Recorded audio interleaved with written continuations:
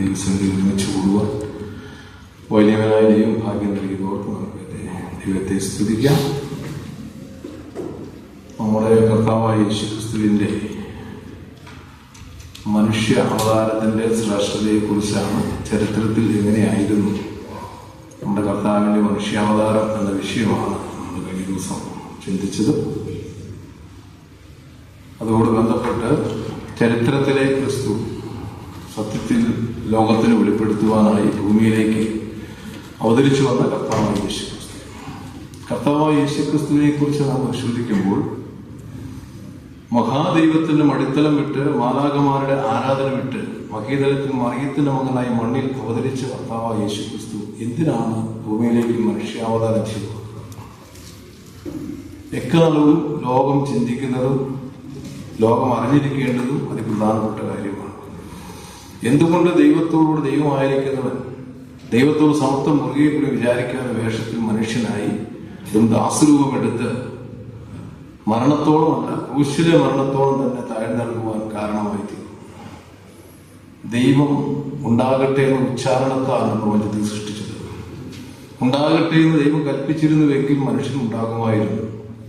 എന്നാൽ തന്റെ കരുത്തുറ്റ കരാങ്കുരുടെ കൗരിക വിഭവമായി കാമകലാ വസ്തുവായി ദൈവം മണ്ണുകൊണ്ട് മനുഷ്യനെ കരഞ്ഞു അവന് ജീവശ്വാസം മൂടി അവൻ ജീവനുള്ള തീകയായി തീർന്നു.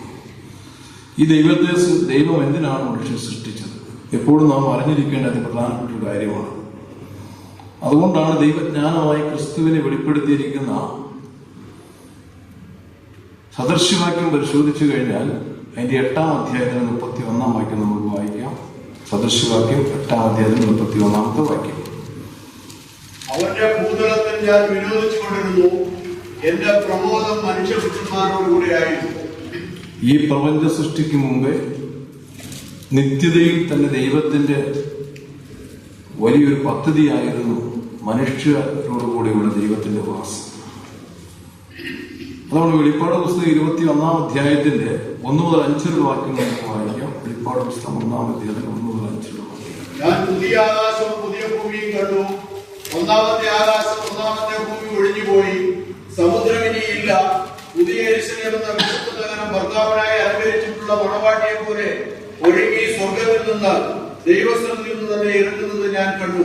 സിംഹാസനത്തിൽ ഒരു മഹാശബ്ദം പറയുന്നതായി ഞാൻ കേട്ടത്, ഇതാ മനുഷ്യരോടുകൂടി ദൈവത്തിന്റെ കൂടാരം, അവൻ അവരോടുകൂടെ വസിക്കും, അവർ അവന്റെ ജനമായിരിക്കും. ദൈവം താൻ അവരുടെ ദൈവമായി അവരോടുകൂടെ ഇരിക്കും. അവർ അവരുടെ കണ്ണിൽ നിന്ന് കണ്ണുനീരെല്ലാം തുടച്ചു കളയും. ഇനിയും മരണം ഉണ്ടാകുകയില്ല, ദുഃഖവും മുറപ്പയും കഷ്ടതയും ഉണ്ടാകുകയില്ല. ഒന്നാമത്തേത് കഴിഞ്ഞുപോയി. സിംഹാസനത്തിൽ ഇരിക്കുന്നവൻ, ഇതാ ഞാൻ സകലവും പുതുതാക്കുന്നു എന്ന് അരുളി ചെയ്തു. എഴുതുക, ഈ വചനം വിശ്വാസയോഗ്യവും സത്യവുമാകുന്നു എന്ന് അവൻ കൽപ്പിച്ചു. ഈ വചനം വിശ്വാസയോഗ്യവും സത്യവും. അതുകൊണ്ടാണ് ഈ വചനപ്രകാരമാണ് കർത്താവായ യേശുക്രിസ്തു ഭൂമിയിലേക്ക് മനുഷ്യനായി അവതരിച്ചത് എന്ന യാഥാർത്ഥ്യം നമുക്ക് കഴിഞ്ഞ ദിവസങ്ങളിലൊക്കെ ചിന്തിക്കാൻ കഴിഞ്ഞു. അപ്പൊ ദൈവത്തോടുകൂടെ മനുഷ്യരോടുകൂടെ ദൈവത്തിന്റെ കൂടാരം, ആ ദൈവത്തിന്റെ നിത്യതയിലെ ദൈവം നിശ്ചയിച്ചിരിക്കുന്ന നിർണയമാണ്. അതുകൊണ്ടാണ് കൊരിന്ത്യർക്ക് എഴുതിയ 1-ാം ലേഖനം 1-ാം അധ്യായത്തിൽ 30-ാം വാക്യത്തിൽ ദൈവജ്ഞാനമായ ക്രിസ്തു, ആ ക്രിസ്തുവിയുടെ മുൻ നിർണയമാണ് മനുഷ്യനും ദൈവവും ഒരുമിച്ച് ഒരു കൂടാരത്തിൽ വസിക്കുക എന്നുള്ളത്. അങ്ങനെ മനുഷ്യനും ദൈവവും ഒരുമിച്ച് ഒരു കൂടാരത്തിൽ വസിക്കുമ്പോൾ സർവസൃഷ്ടിക്കും ആരാധ്യനായിരിക്കുന്ന ദൈവം, ആ ദൈവത്തെ എപ്പോഴും മനുഷ്യൻ ആരാധിച്ചുകൊണ്ടിരിക്കുന്നതാണ് നാം കാണുന്നത്. അങ്ങനെ ആരാധിക്കണമെങ്കിൽ അവൻ ആരായിരിക്കണം? പുറപ്പാട് പുസ്തകം 19-ാം അധ്യായം അതിന്റെ 5-6 വാക്യം നമുക്ക് വായിക്കാം.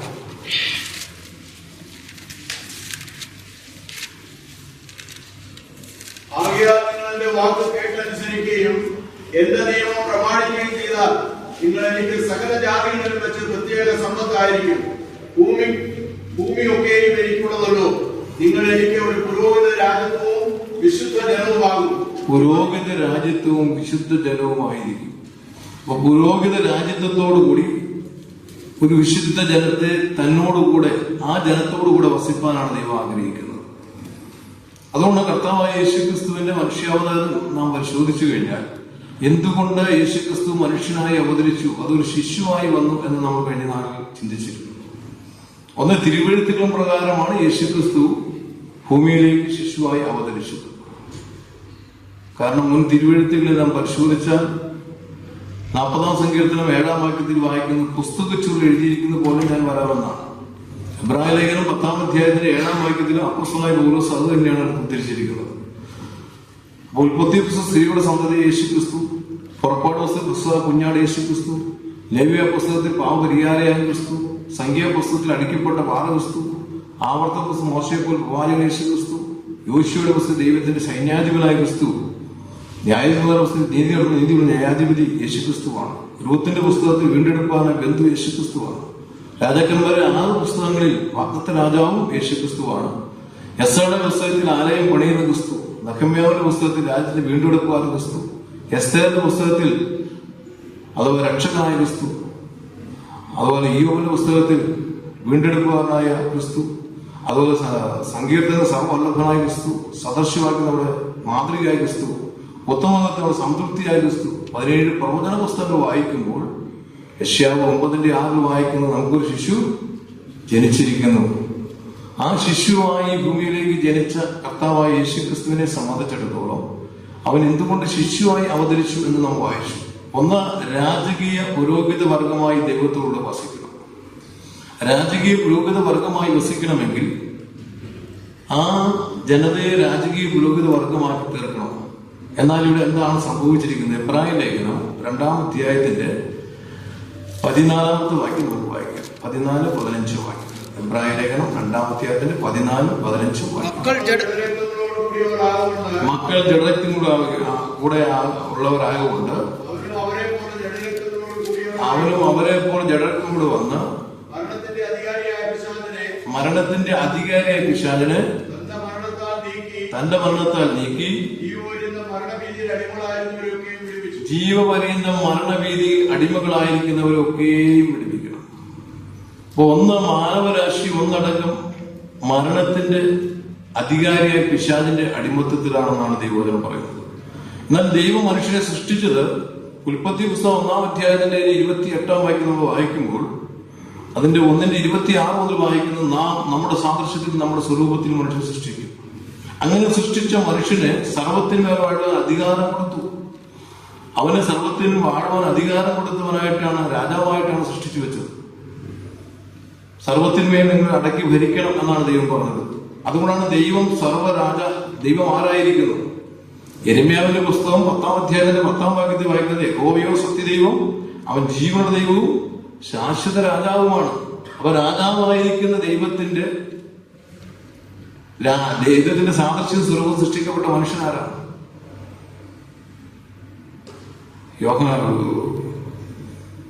ലൂക്കോസിന്റെ സുവിശേഷം 3-ാം അധ്യായത്തിൽ 38-ാം വാക്യത്തിൽ ആദാം ദൈവത്തിന്റെ മകനാണ്. അപ്പൊ ദൈവത്തിന്റെ മകനായി ദൈവത്തിന്റെ സാദൃശ്യം സൃഷ്ടിക്കപ്പെട്ട മനുഷ്യൻ, ആ മനുഷ്യനെ സംബന്ധിച്ചിടത്തോളം അവൻ രാജാവായി സർവത്തെയും അടക്കി ഭരിക്കേണ്ടവനാണ്.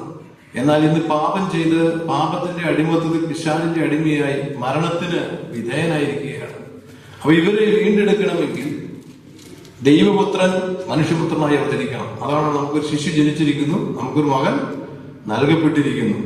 അങ്ങനെ ഭൂമിയിലേക്ക് അവതരിച്ചു വന്ന കർത്താവായ യേശു ക്രിസ്തുവിന്റെ മനുഷ്യാവതാരത്തിന്റെ ദൈവത്വത്തെ കുറിച്ച് കഴിഞ്ഞ ക്ലാസ്സിൽ നമ്മൾ ചിന്തിച്ചു. ഇന്ന് ആ മനുഷ്യാവതാരം ചെന്ന് വന്ന കർത്താവായ യേശു ക്രിസ്തു, ആ ശിശുവായിരിക്കുന്ന ക്രിസ്തു എത്രമാത്രം ഈ അടിമയ്ക്കടിമയായി താഴ്ന്നിറങ്ങിയാണ് ഈ ജന്മത്തിൽ അതോ വെളിപ്പെട്ടതെന്ന് നമുക്ക് മനസ്സിലാക്കാം. നമുക്ക് ലൂക്കോസിന്റെ സുവിശേഷം 2-ാം അധ്യായത്തിന്റെ 7-ാം വാക്യം വായിക്കാം. ലൂക്കോസിന്റെ സുവിശേഷം 2-ാം അധ്യായത്തിന്റെ 7-ാമത്തെ വാക്യം. മകനെ പ്രസവിച്ചു, ശീലകൾ ചുറ്റി വഴിയമ്പലത്തിൽ അവർക്ക് സ്ഥലമില്ലായകയാൽ പശുത്തൊട്ടിയിൽ കിടത്തി. അവ യേശുക്രിസ്തുവിന്റെ ജനനത്തെ കുറിച്ച് പറയുകയാണ്. കീറ്റ് ശീലകളിൽ പൊതിഞ്ഞ് ആദ്യജാതനെ പ്രസവിച്ചു. എന്തുകൊണ്ടാണ് അവിടെ ആദ്യജാതൻ എന്ന് പറയാൻ കാരണം? എന്തുകൊണ്ട് യേശുക്രിസ്തുവിനെ പരിശുദ്ധാത്മാവിടെ ആദ്യജാതൻ എന്ന് പറഞ്ഞിരിക്കുന്നു? എന്താണ് പറയാൻ കാരണം? കന്യകയായ മറിയ, ജോസഫിന് വിവാഹ നിശ്ചയം കഴിഞ്ഞ മറിയ, പരിശുദ്ധാത്മാവിനാൽ പവിത്രീകരിക്കപ്പെട്ട് വചനം ശരീരമായി ഭൂമിയിലേക്ക് അവതരിച്ചു വന്ന കർത്താവായ യേശുക്രിസ്തു. ആ യേശുക്രിസ്തുവിനെ കുറിച്ച് ഇപ്പൊ മറിയയെ കുറിച്ച് എഴുതുമ്പോൾ പറയുകയാണ്, അവിടെ അവൻ ആദിജാതനെ പ്രസവിച്ചു, ശീലകളിൽ പൊതിഞ്ഞ് പുൽത്തൊട്ടിലിൽ കിടത്തി. എന്തുകൊണ്ട് ആദിജാതൻ എന്ന് പറഞ്ഞു? മറിയയുടെ ഏകജാതനാണോ അത് ആദിജാതനാണോ?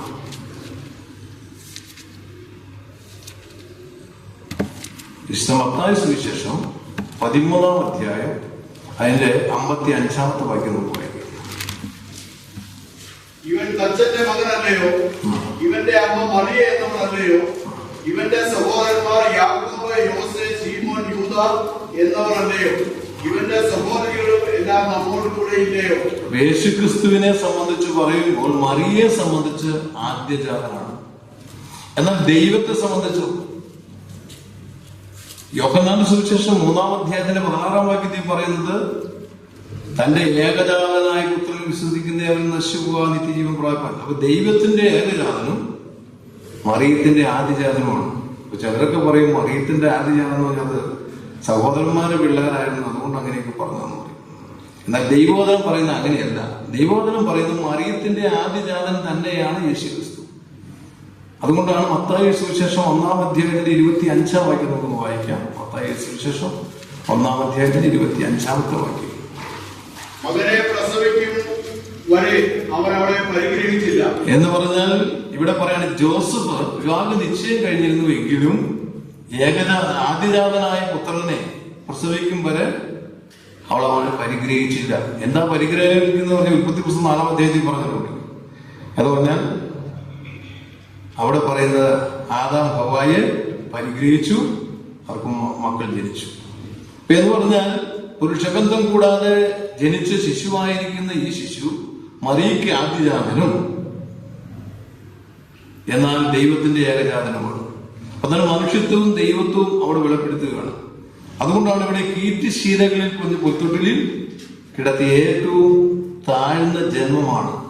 കാരണം വഴിയമ്പലത്തിന് സ്ഥലമില്ലാകിയ എന്ന് പറഞ്ഞാൽ വേർവഴിച്ചാർത്തലുമായി അവിടെ വലിയ തിരക്കായതുകൊണ്ട് വഴിയമ്പലത്തിൽ പോലും ഒരു സ്ഥലം കിട്ടിയില്ല. അതുകൊണ്ടാണ് കീറ്റുശീലകളിൽ പുൽത്തൊട്ടിലിൽ കിടത്തി കഴിഞ്ഞപ്പോൾ ദൈവദൂതന്മാർ പറയുകയാണ് അത്യുന്നതങ്ങളിൽ ദൈവത്തിന് മഹത്വം, ദൈവപ്രസാദമാണ് ഭൂമിയിൽ, ദൈവപ്രസാദമുള്ളവർക്ക് സമാധാനം. വലിയൊരു ഗാനാലാപനം മാലാഖമാർ ചെയ്യുകയാണ്. എന്നിട്ടാണ് ലൂക്കോസ് 2:10 പറയും സർവ്വജനത്തിനും ഉണ്ടാകുവാനുള്ള മഹാസന്തോഷം ഞങ്ങൾ സുവിശേഷിക്കുന്നു, കർത്താവായ ക്രിസ്തു എന്ന രക്ഷിതാവ് നിങ്ങൾക്കുള്ള ബെത്ലഹേമിൽ ജനിച്ചിരിക്കുന്നു. അപ്പൊ ഈ ജനിച്ചിരിക്കുന്ന ശിശു യഥാർത്ഥത്തിൽ ദൈവവുമാണ്, അതോടൊപ്പം മനുഷ്യത്വത്തിൽ വന്ന പൂർണ്ണ മനുഷ്യനായിരിക്കുന്ന ശിശുവുമാണ്. അതുകൊണ്ടാണ് ഈ ശിശുവിനെ സംബന്ധിച്ചിടത്തോളം മറിയയുടെ ആദ്യജാതനായിരിക്കൊണ്ട് ആദ്യജാതന്മാർ ആർക്കുള്ളതാണ്? ആദ്യജാതൻ ലൂക്കോസ് 2:23 നമ്മൾ വായിക്കുന്നത് വായിച്ചു. കർത്താവിന് കടിഞ്ഞൂലായ ആണൊക്കെയും കർത്താവിന് വിശുദ്ധമായിരിക്കണം. കടിഞ്ഞൂലായ ആണൊക്കെയും യഹൂദന്മാരെ സംബന്ധിച്ചിടത്തോളം കടിഞ്ഞൂലായ ആണൊക്കെയും യഹോവയ്ക്ക് വിശുദ്ധമായിരിക്കണം. അങ്ങനെ അതുകൊണ്ടാണ് യേശു കുഞ്ഞിനെ അർപ്പിക്കുവാനായിട്ട് ജോസഫും മറിയയും കൂടി നേരെ ജെറുസലേം ദൈവാലയത്തിലേക്ക് ചെന്നു. അപ്പൊ ജെറുസലേം ദൈവാലയം എന്ന് പറയുന്നത് ഒരു ചരിത്രപരമായിരിക്കുന്ന ഒരു ദൈവാലയമാണ്. സ്വർഗത്തിലെ ദൈവത്തിന് ഭൂമിയിൽ ആദ്യമായി പണികഴിപ്പിക്കപ്പെട്ട ദൈവാലയമാണ്. ഏതാണ്ട് BC 959 മുതൽ 52 വരെയുള്ള കാലഘട്ടങ്ങളിലാണ് ആ ദേവാലയം പണിതത്. 7 വർഷം കൊണ്ടാണ് ജ്ഞാനികളിൽ സോളമൻ മഹാരാജാവ് ദൈവാലയം പണിതത്. എന്നാൽ പല ആക്രമണങ്ങളിലൂടെ നാശമുഖമായി പോയെങ്കിലും ഇപ്പോൾ യേശുക്രിസ്തുവിന്റെ കാലത്തുള്ള ഈ ദൈവാലയം ഹെറോദാസ് 46 സംവത്സരം കൊണ്ട് പണിയാൻ ശ്രമിച്ചിട്ടും പൂർത്തീകരിക്കപ്പെടാത്തൊരു ദൈവാലയമാണ് അന്നുണ്ടായിരുന്നത്. ആ ദൈവാലയത്തിലേക്ക് ചെല്ലുമ്പോഴാണ് ആ ശിശുവിനെ കൈകളിൽ വാങ്ങിക്കൊണ്ട് ഇപ്പോൾ പറയുന്നത്, അന്ത്യവൈദികനായിരുന്ന സിമിയോൻ പറയുന്നത് നമ്മൾ വായിച്ചതാണ്.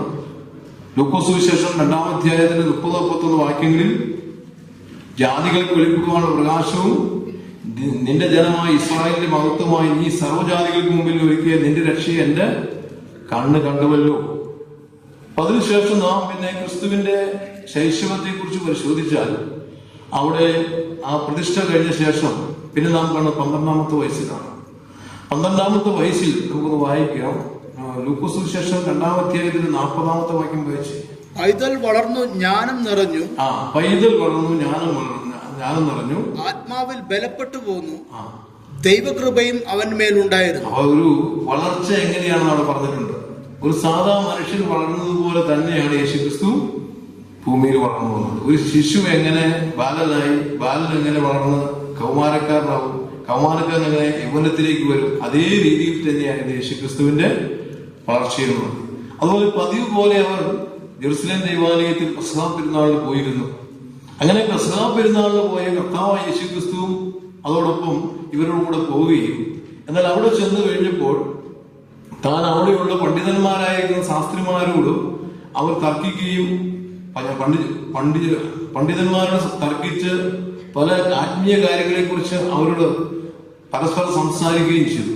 അപ്പൊ യേശുക്രിസ്തുവിന്റെ ജ്ഞാനത്തിൽ അവർ തന്നെ എന്ത് ചെയ്തു? അത്ഭുതപ്പെട്ടുപോയി നമ്മൾ ആ ഭാഗത്ത് വായിക്കുന്നത്. അതിനുശേഷം മാതാപിതാക്കൾ അവിടെ നിന്ന് പെരുന്നാൾ കഴിഞ്ഞ് പോകുന്നു, അല്ല യേശുക്രിസ്തു പോകുന്നില്ല. അപ്പൊ യേശുക്രിസ്തു പോരാതെ ദേവാലയത്തിൽ തന്നെ ഇരുന്നു. എന്നാൽ 3 ദിവസത്തെ വഴി നടന്നു വന്ന് ഇവർ തിരിച്ചങ്ങോട്ട് ഇരുന്ന് ഈ മകനെ കണ്ടുമുട്ടുകയാണ്. കണ്ടുമുട്ടി കഴിഞ്ഞപ്പോൾ ഇപ്പം ബൈബിളിൽ പറയുന്നത്, അഥവാ പൊതുവെ ലോകം പരിചയപ്പെടുത്തിക്കൊണ്ടിരിക്കുന്ന യേശുക്രിസ്തു എന്ന് പറയുന്നത് 12 വയസ്സ് കഴിഞ്ഞ് പിന്നെ 30 വയസ്സ് വരെ എവിടെയായിരുന്നു? സാധാരണ ചോദിക്കുന്ന ഒരു ചോദ്യമാണ്. ജെറുസലേം ദേവാലയത്തിൽ പോയ ക്രിസ്തുവിനെ കുറിച്ച് പറയുന്നു, പക്ഷെ പിന്നീട് എവിടെയായിരുന്നു? കലഞ്ഞൂർ രാജപ്പൻ നായർ എന്ന് പറയുന്ന ഒരു എഴുത്തുകാരൻ, അദ്ദേഹത്തിന്റെ പുസ്തകത്തിൽ അദ്ദേഹം എഴുതി വെച്ചത്, യേശുക്രിസ്തു 12 വയസ്സ് കഴിഞ്ഞ് നേരെ ജെറുസലേമിൽ നിന്ന് യാത്ര തിരിച്ച് സിറിയ വഴി നേരെ ഭാരതത്തിൽ വന്നു. ഭാരതത്തിൽ വന്ന് അദ്ദേഹം അഥവാ ബുദ്ധ ശിഷ്യന്മാരിൽ നിന്നും ബുദ്ധിയോപദേശങ്ങളൊക്കെ പഠിച്ചു. അതുപോലെ അന്നത്തെ ആര്യന്മാരിൽ നിന്ന് യാഗവിദ്യകളൊക്കെ പഠിച്ചു. പിന്നീട് 30 വയസ്സായപ്പോൾ തിരിച്ച് പാലസ്തീനിൽ എത്തിയെന്നൊക്കെയാണ് അങ്ങനെ എഴുതി വെച്ചിരിക്കുന്നത്. ഇത് പല ചരിത്രകാരന്മാര് മനസ്സിലാക്കാത്ത രീതിയിൽ ഇന്നും പറഞ്ഞുകൊണ്ട് നടക്കുന്നുണ്ട്. എന്നാൽ യേശുക്രിസ്തു എന്താണ് അവിടെ ചെയ്തത്? യേശുക്രിസ്തു അങ്ങനെ പാലസ്തീൻ വിട്ടെവിടെയും പോയിട്ടുണ്ടോ? 160 മൈൽ നീളവും കൂടിയാൽ 50 മൈൽ വീതിയുമുള്ള ഈ പാലസ്തീൻ നാട് അന്നത്തെ യേശുക്രിസ്തു ഉണ്ടായിരുന്ന പാലസ്തീൻ നാട്. ഒന്ന് യഹൂദിയ, സമരിയ, ഗലീലിയ, ഇങ്ങനെ 3 ഭാഗങ്ങളായി തിരിച്ചിരുന്നു. അവിടെ വിട്ട് യേശുക്രിസ്തു പോയിട്ടുണ്ട്. യേശുക്രിസ്തു എങ്ങോട്ട് പോയി? 12 വയസ്സ് കഴിഞ്ഞിട്ടുള്ള യേശുക്രിസ്തുവിന്റെ ചരിത്രം എന്താണ്? ഇന്ന് അനേക ഊഹാപോഹമായ ചരിത്രങ്ങൾ ഇറങ്ങുമ്പോൾ ബൈബിൾ എന്താണ് അതിനെക്കുറിച്ച് പറഞ്ഞിരിക്കുന്നത്? ലൂക്കോസിന്റെ സുവിശേഷം 2-ാം അധ്യായത്തിന്റെ 51-52 വാക്യം നമുക്ക് വായിക്കാം. പിന്നെ അവൻ അവരോട് കൂടെ ഇറങ്ങി നസ്രത്തിൽ വന്ന് അവർക്ക് കീഴടങ്ങിയിരുന്നു. അവിടെ പറയുന്നത് ഈ 12-ാം വയസ്സ് മുതൽ 30-ാം വയസ്സുള്ള ചരിത്രം ആകെ 2 വാക്യങ്ങൾ ഒതുക്കിയിരിക്കുകയാണ്. അവിടെ പറഞ്ഞിരിക്കുന്നത്, പിന്നെ അവൻ അവരോട് കൂടെ ഇറങ്ങി നസ്രയത്തിൽ വന്ന് മാതാപിതാക്കൾക്ക് കീഴടങ്ങിയിരുന്നു. അതുകൊണ്ടാണ് യേശുക്രിസ്തുവിനെ സംബന്ധിച്ച് തന്റെ കൗമാര പ്രായത്തെ കുറിച്ച് മനസ്സിലാക്കണമെങ്കിൽ അവിടെ പറഞ്ഞിരിക്കുന്നത്, ഇവൻ തച്ചന്റെ മകനല്ലയോ? നമ്മൾ വായിച്ചെങ്ങനെയാണ്? അപ്പൊ തച്ചനായിരിക്കുന്ന ജോസഫിന്റെ മകൻ എന്നാണ് നസ്രയത്തുകാർ യേശുക്രിസ്തുവിനെ വിശ്വസിച്ചിരുന്നത്. ഇവന്റെ സഹോദരന്മാർ നമ്മുടെ കൂടെ ഇല്ലയോ? ഇവന്റെ അമ്മ മറിയ എന്നവളല്ലയോ എന്നവിടെ ചോദിക്കുകയാണ്. അതുപോലെ അവിടെ നിന്ന്, അഥവാ ഈ മാതാപിതാക്കളോട് കീഴടങ്ങിയിരുന്ന് മാതാപിതാക്കളെ അനുസരിക്കുന്ന നല്ലൊരു ബാല്യമായിരുന്നു യേശുക്രിസ്തുവിൻ്റെത്. ഏതൊരു മനുഷ്യനും മാതൃകാ പുരുഷനായിരുന്നു, അഥവാ ഏറ്റവും ഉത്തമ പുരുഷവിശേഷമായിരിക്കുന്നത് യേശുക്രിസ്തുവാണ്. കാരണം ദൈവത്തെ വിശ്വസിക്കുകയും ദൈവത്തെ അനുസരിക്കുകയും ദൈവത്തിനായി സമർപ്പിക്കപ്പെടുകയും ചെയ്ത ഒരു നല്ല ഒരു പൈതലിനെയാണ് നാം അവന്റെ മാതാപിതാക്കളിലൂടെ കാണുന്നത്. അതിനുശേഷം ഇവിടെ കാണുന്നത്, അവൻ മാതാപിതാക്കൾക്ക് കീഴടങ്ങിയിരുന്നത്, അഥവാ പിതാവിന്റെ ജോലി എന്താണോ ആ ജോലി അദ്ദേഹവും പഠിച്ചു. എങ്ങനെ അറിയാം? യേശുക്രിസ്തു തച്ചവേല ചെയ്തിരുന്നുവോ ഈ കാലഘട്ടത്തിൽ? മർക്കോസിന്റെ സുവിശേഷം 6-ാം അധ്യായം 3-ാം വാക്യം 6-1 വായിച്ചു. അവൻ അവിടെ നിന്ന് പുറപ്പെട്ട് അവനെ പ്രകൃതത്തിൽ ചെന്നാൽ അവന്റെ ശിഷ്യന്മാർ അനുഗമിച്ചു. ശബത്തായപ്പോൾ അവൻ പള്ളിയിൽ ഉപദേശിച്ചു തുടങ്ങി. പലരും കേട്ടു വിസ്മയിച്ചു. ഇവ എവിടെ നിന്ന് ഇവന് കിട്ടിയ ഈ ജ്ഞാനവും ഇവന്റെ കയ്യാൽ നടക്കുന്ന വീര്യപ്രവൃത്തികളും എന്ത്? ഇവൻ മറിയയുടെ മകനും യാക്കോബ്, യോസേഫ്, യൂദാ, ശീമോൻ എന്നിവരുടെ സഹോദരനായ തച്ചനല്ലയോ? അവിടെ ചോദിച്ചത് തച്ചനല്ലയോ? ഇവരുടെ ജോലി എന്താ? അവിടെ ജെറുസലേമിൽ അഥവാ പാലസ്തീനിൽ അദ്ദേഹം നസ്രയത്തിൽ തച്ചുവേല ചെയ്ത് ജീവിക്കുകയായിരുന്നു. അപ്പൊ മാതാപിതാക്കളെ സഹായിച്ച് പിതാവായ ജോസഫിന്റെ ജോലിയോട് ചേർന്ന് ആ ജോലി പഠിച്ച് ആ ജോലി ചെയ്തുകൊണ്ട് ജീവിക്കുന്ന ഒരു തച്ചനായിട്ടാണ് അദ്ദേഹത്തെ അവിടെ ബൈബിളിൽ രേഖപ്പെടുത്തിയിരിക്കുന്നത്. അപ്പൊ യേശുക്രിസ്തുവിനെ സംബന്ധിച്ചിടത്തോളം തന്റെ ബാല്യവും കൗമാരവും എവിടെയായിരുന്നു? ഇവിടെ നസ്രയത്തിൽ തന്നെയായിരുന്നു. എന്നാൽ യേശുക്രിസ്തുവിനെ സംബന്ധിച്ച് നാം മുൻ വായിച്ചതുപോലെ ദൈവിക നിർണയം നിറവേറണം. ആ ദൈവിക നിർണയത്തിന് വേണ്ടി യേശുക്രിസ്തു ചെയ്തു. ലൂക്കോസ് സുവിശേഷം 3-ാം അധ്യായത്തിന്റെ 23-ാമത്തെ വാക്യം നമുക്ക് വായിക്കാം.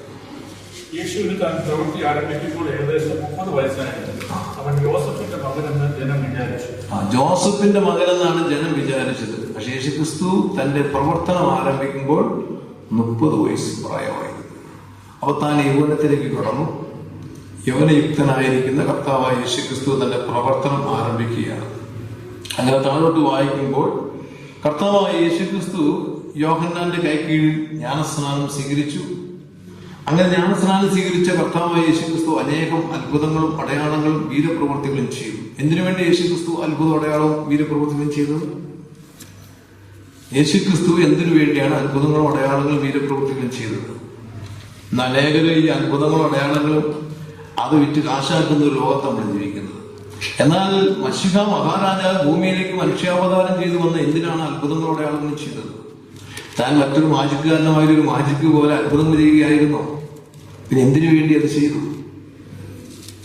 അത് കർത്താവായ യേശുക്രിസ്തുവിന്റെ വാക്കുകളിൽ നിന്ന് നമുക്ക് മനസ്സിലാക്കാൻ കഴിയും. വിശുദ്ധ മത്തായി സുവിശേഷം 11-ാം അധ്യായത്തിൽ സ്നാപകയോഹന്നാൻ തന്റെ ശിഷ്യന്മാരെ പറഞ്ഞയക്കുകയാണ്. കാരണം സ്നാപകയോഹന്നാൻ യേശുക്രിസ്തുവിന് വഴിയൊരുക്കാൻ വന്ന ഒരു ചരിത്ര പുരുഷനാണ്. ആ ചരിത്ര പുരുഷനായിരിക്കുന്ന യോഹന്നാൻ ഹെറോദാസിനെതിരെ പ്രസംഗിച്ചു വന്ന കാരണത്താൽ ഇപ്പോൾ താൻ ജയിലിലായിരിക്കുകയാണ്. അപ്പോൾ ജയിലിലായിരിക്കുമ്പോൾ സ്നാപകയോഹന്നാൻ സ്നാന സമയത്ത് യേശുക്രിസ്തുവിന്റെ യോഹന്നാന്റെ സുവിശേഷം നമ്മൾ വായിക്കുന്നത്, നിന്റെ ചെരുപ്പിന്റെ വാറെടുപ്പ് ഞാൻ യോഗ്യനല്ല. അതുപോലെ ഇവൻ ആരാണ് പരിചയപ്പെടുത്തിയത്? ഈ യോഹന്നാൻ പരിചയപ്പെടുത്തിയത് എങ്ങനെയാണ്? യോഹന്നാൻ സുവിശേഷം 1-ാം അധ്യായം 29-ാം വാക്യം എന്ന് വായിച്ചു. യോഹന്നാൻ എഴുതിയ സുവിശേഷം 1-ാം അധ്യായം 29-ാമത്തെ വാക്യം.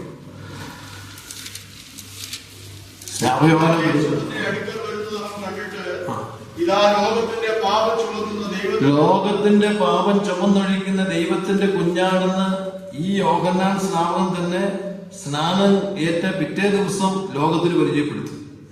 ആ യോഹന്നാനെ സംബന്ധിച്ച് ഇപ്പോൾ ഒരു സംശയം വന്നിരിക്കുക. എന്താ സംശയം? മത്തായി സുവിശേഷം 11-ാം അധ്യായത്തിൽ 1 മുതൽ താഴോട്ട് വായിക്കാം. യേശു തന്റെ 12 ശിഷ്യന്മാരോട് കൽപ്പിച്ചു തീർന്ന ശേഷം അതത് പട്ടണങ്ങളിൽ ഉപദേശിപ്പാനും പ്രസംഗിപ്പാനും അവിടെ നിന്ന് പുറപ്പെട്ടു പോയി. യോഹന്നാൻ കാനാഗ്രഹത്തിൽ വെച്ച് ക്രിസ്തുവിന്റെ പ്രവൃത്തികളെ കുറിച്ച് കേട്ടിട്ട് തന്റെ ശിഷ്യന്മാരെ അയച്ചു. വരുവാനുള്ളവൻ നീയോ, ഞങ്ങൾ മറ്റൊരുവരെ കാത്തിരിക്കൂ എന്ന് അവർ മുഖാന്തരം അവനോട് ചോദിച്ചു. എന്തുകൊണ്ട് യോഹന്നാന് സംശയമുണ്ടായി? കാരണം യോഹന്നാൻ സ്നാപകൻ തന്നെയാണ് കണ്ടത്. ഈ സ്നാന സമയത്ത് പരിശുദ്ധാത്മാവ് പ്രാവെന്ന പോലെ അവന് മേലിറങ്ങി വരുന്നതും ഇവൻ ദൈവത്തിന്റെ പുത്രനെന്ന് സാക്ഷീകരിച്ചതും ലോകത്തിന്റെ പാവം ദൈവത്തിന്റെ കുഞ്ഞാടെന്ന് ലോകത്തോട് പ്രസംഗിച്ചതും അല്ലെ? പിന്നെ എന്തുകൊണ്ടാണ് അവിടെ എനിക്കൊരു സംശയം വന്നതിന്റെ കാരണം? മശിഹ ഭൂമിയിലേക്ക് മനുഷ്യാവതാരം ചെയ്തു വന്നാൽ മശിഹയുടെ ശുശ്രൂഷകളെ കുറിച്ച് എങ്ങനെയായിരിക്കണം? ഞാൻ പറഞ്ഞല്ലോ, എങ്ങനെ, എവിടെ ജനിക്കും, എപ്പോൾ ജനിക്കും, ആരിന് ജനിക്കും, എങ്ങനെ പ്രവർത്തിക്കും, എങ്ങനെ സംസാരിക്കും, എങ്ങനെ മരിക്കും, എങ്ങനെ അടക്കപ്പെടും, എങ്ങനെ ഉയർത്തെഴുന്നേൽക്കും, എങ്ങനെ സ്വർഗാരോഹണം ചെയ്യും, എങ്ങനെ സ്വർഗത്തിൽ നിന്ന് മടങ്ങി വരും, ഇത്യാദി കാര്യങ്ങളെല്ലാം പഴയ നിയമത്തിൽ തന്നെ തിരുവെഴുത്ത് രേഖപ്പെടുത്തിയിട്ടുണ്ട് സത്യഗ്രന്ഥത്തിൽ. അതുകൊണ്ടാണ് യോഹന്നാൻ ഇപ്പോൾ ചോദിക്കുന്ന ചോദ്യത്തിന് വളരെ കാര്യപ്രശസ്തിയുണ്ട്. എന്താണ് അതിന് കാരണം? യെശയ്യാപ്രവാചകന്റെ പുസ്തകം 61-ാം അധ്യായത്തിന്റെ 1 മുതൽ താഴോട്ടുള്ള വാക്യം വായിക്കാം. ഇടയവരോട് സന്തോഷവാനും പോഷിക്കുവാൻ യഹോവയെ നീ അഭിഷേകം ചെയ്തിരിക്കൊണ്ട് യഹോവയായ കർത്താവിന്റെ ആത്മാവ് എന്റെ മേലിരിക്കുന്നു. ഹൃദയം തകർന്നവരെ മുറികെട്ടുവാനും തടവുകാർക്ക് വിടുതലും ബദ്ധന്മാർക്ക് സ്വാതന്ത്ര്യം അറിയിപ്പാനും യഹോവയുടെ പ്രസാദവശം നമ്മുടെ ദൈവത്തിന്റെ പ്രതികാര ദിവസവും പ്രസിദ്ധമാക്കുവാനും ദുഃഖിതന്മാരെയൊക്കെ ആശ്വസിക്കുവാനും അവിടെ വായിച്ച ഭാഗത്തോട് വായിക്കാൻ എന്തിനാ മശിഹ വരുന്നത്? ബദ്ധന്മാർക്ക് വിടുതൽ അല്ലെ? തടങ്കലിലായിരിക്കുന്നവരെ മോചിപ്പിക്കുക. പക്ഷെ ഇപ്പൊ യോഹന്നാൻ ഇപ്പൊ എവിടെയാ? യോഹന്നാൻ കാരാഗൃഹത്തിൽ അടയ്ക്കപ്പെട്ടിരിക്കുകയാണ്. പക്ഷെ യേശുക്രിസ്തു ചെന്നില്ല. എന്തുകൊണ്ട് ചെയ്തില്ല? യേശുക്രിസ്തു ഈ പ്രവചനപ്രകാരം വന്ന മശിഹായാണെങ്കിൽ ഈ ബദ്ധന്മാർക്ക് വിടുതൽ കൊടുക്കണോ? തടയുന്നവരെ വിടുവിച്ചയക്കണോ? ഇത് രണ്ടും സംഭവിക്കാതിരുന്നപ്പോൾ മശിഹ നീ തന്നെയോ എന്നാണ് ചോദ്യം. യേശുക്രിസ്തു മറുപടി പറഞ്ഞ എങ്ങനെയാണ്? എന്നെ 4-ാം വാക്യം 11-4 മുതൽ വായിക്കാം. മത്തായി 11-4. കുരുടർ കാണുന്നു, ശുദ്ധരായിത്തീരുന്നു, ചെകിടർ കേൾക്കുന്നു, മരിച്ചവർ ഉയർക്കുന്നു, ദരിദ്രരോട് സുവിശേഷം അറിയിക്കുന്നു എന്നിങ്ങനെ നിങ്ങൾ കേൾക്കുകയും കാണുകയും ചെയ്യുന്നത് യോഹന്നാനെ ചെന്ന് അറിയിപ്പിക്കും. അപ്പൊ ഈ പറയുന്ന എല്ലാ അത്ഭുതങ്ങളും അടയാളങ്ങളും ആര് ചെയ്യേണ്ടതാണ്? മശിഹ ഈ ഭൂമിയിൽ വരുമ്പോൾ ചെയ്യണം. എന്താ കാരണം? പഴയ നിയമത്തിലെ യഹോവയായ ദൈവം തന്റെ പ്രവാചകന്മാരുടെ ഭൂമിയിൽ ചെയ്ത എല്ലാ അത്ഭുതങ്ങളും, ആ അത്ഭുതങ്ങളെല്ലാം ദൈവം മനുഷ്യനായി അവതരിക്കുമ്പോൾ ഈ ഭൂമിയിൽ യേശുക്രിസ്തുവിടെ നൽകുന്നത്. അതുകൊണ്ടാണ് യേശുക്രിസ്തു അത്ഭുതങ്ങളും അടയാളങ്ങളും ചെയ്തതിന്റെ കാരണം താൻ ഈ ഭൂമിയിൽ വെളിപ്പെട്ട മശിഹ എന്ന് ലോകത്തിന് വെളിപ്പെടുത്തുവാണ്. അതുകൊണ്ടാണ് യേശുക്രിസ്തു തന്റെ താൻ മാനവരാശിക്ക് വേണ്ടി മരിച്ചടക്കപ്പെട്ട് ഉയർത്തെഴുന്നേറ്റതിനു ശേഷം തന്റെ ശിഷ്യന്മാരെ ഈ സുവിശേഷ ഘോഷണത്തിന് അയക്കുമ്പോൾ കർത്താവായ യേശുക്രിസ്തു എങ്ങനെ പ്രസംഗിക്കാനാണ് പറഞ്ഞത്? ലൂക്കോസിന്റെ സുവിശേഷം 24-ാം അധ്യായത്തിന്റെ 44 മുതൽ വാക്യം നമുക്ക് വായിക്കാം. ലൂക്കോസിന്റെ സുവിശേഷം 24-ന്റെ 44 വാക്യം. പിന്നെ അവൻ അവരോട് ഞാൻ പറഞ്ഞ വാക്ക് മോശയുടെ ന്യായപ്രമാണത്തിലും പ്രവാചക പുസ്തകങ്ങളിലും സങ്കീർത്തനങ്ങളിലും എന്നെക്കുറിച്ച് എഴുതിയിരിക്കുന്ന ഒക്കെയും നിവൃത്തിയാകണമെന്നും എന്നുള്ളത് തന്നെ അവരെ ബുദ്ധിയെ തുറന്നു ക്രിസ്തു കഷ്ടം അനുഭവിക്കുകയും 3-ാം നാൾ മരിച്ചവർ ഉയർത്തെഴുന്നേൽക്കുകയും അവന്റെ നാമത്തിൽ മാനസാന്തരവും പാപമോചനവും ജെറുസലേമിൽ തുടങ്ങി സകല ജാതികളും പ്രസംഗിപ്പി. അവിടെ എവിടെയെങ്കിലും പറഞ്ഞു ഞാൻ ചെയ്ത അത്ഭുതങ്ങളെ വർണ്ണിച്ച് പ്രസംഗിക്കണം, അടയാളങ്ങളെ വർണ്ണിച്ച് പ്രസംഗിക്കണം പറഞ്ഞു. മോശയുടെ ന്യായപ്രമാണത്തിലും പ്രവാചക പുസ്തകത്തിലും സങ്കീർത്തനങ്ങൾ എന്നെ കുറിച്ച് എഴുതിയിരിക്കുന്ന ഒക്കെ സംഭവിക്കണം. അങ്ങനെ ക്രിസ്തു കഷ്ടം അനുഭവിക്കുകയും അവന്റെ നാമത്തിൽ നിങ്ങൾ എന്ത് ചെയ്യണം? മാനസാന്തരവും പാപമോചനവും പ്രസംഗിക്കാനാണ് പറഞ്ഞത്. എന്താ അങ്ങനെ പറയാൻ കാരണം? എന്തുകൊണ്ട് യേശു ക്രിസ്തു പറഞ്ഞില്ല ഞാൻ പറഞ്ഞ ഉപമകൾ നിങ്ങൾ പോയി മറ്റുള്ളവരോട് പറയണം? അതുപോലെ തന്നെ ഞാൻ കാണിച്ച അത്ഭുതങ്ങൾ, ആ അത്ഭുതങ്ങളെ നിങ്ങൾ പ്രഘോഷിക്കണം, ഇതെല്ലാം പറഞ്ഞാണോ? എന്തുകൊണ്ട് യേശു ക്രിസ്തു പറയാഞ്ഞത്? 5 അപ്പം കൊണ്ട് 5000 പേരെ പോഷിപ്പിച്ചു ക്രിസ്തു, അല്ലേ? അതില് അവരുടെ ഭാര്യമാരും കുട്ടികളും എല്ലാം കൂടി കേവലം ഏകദേശം 10-25,000 പേരെങ്കിലും ഭക്ഷിച്ചിട്ടുണ്ടാവും. പക്ഷെ ഈ അപ്പം ഭക്ഷിച്ചുകൊണ്ട് ആരെങ്കിലും സ്വർഗ്ഗത്തിൽ പോവോ? പൗരികാരം വന്നോ? ദൈവത്തിൽ വസിക്കാൻ പറ്റുമോ? ദൈവത്തിന് നിർണയം നടക്കുമോ?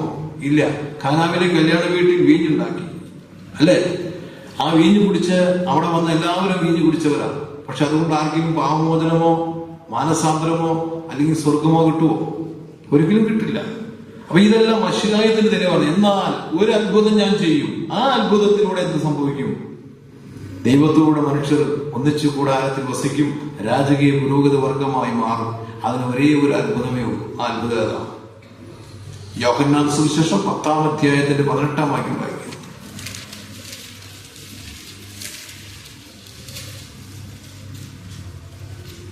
ആരും അതിനെ എന്നോട് എടുത്തു കളയില്ല, ആരും അതിനെ എന്നോട് എടുത്തു കളയുന്നില്ല, ഞാൻ തന്നെ അതിനെ കൊടുക്കുന്നു. ഞാൻ തന്നെ അതിനെ കൊടുക്കുന്നു. അതിനെ കൊടുപ്പാൻ എനിക്ക് അധികാരമുണ്ട്, അതിനെ കൊടുപ്പാൻ എനിക്ക് അധികാരമുണ്ട്, വീണ്ടും പ്രാപിപ്പാനും അധികാരമുണ്ട്. 17-ാമത്തെ വാക്യം കൂടി നമ്മൾ ചേർത്ത് വായിക്കുമ്പോൾ എന്റെ ജീവനെ കൊടുപ്പാനും തിരികെ പ്രാപിപ്പാനും എനിക്ക് അധികാരമുണ്ട് എന്ന് പറഞ്ഞാൽ യേശുക്രിസ്തുവിന്റെ ജീവനെ കൊടുത്ത് ജീവനെ പ്രാപിച്ച് പുനരുത്ഥാനം നടന്നുവെങ്കിൽ മാത്രമേ ദൈവത്തിന്റെ അനാദി നിർണയത്തിൽ മനുഷ്യരോടുള്ള ദൈവത്തിന്റെ വാസം നടക്കുകയുള്ളൂ.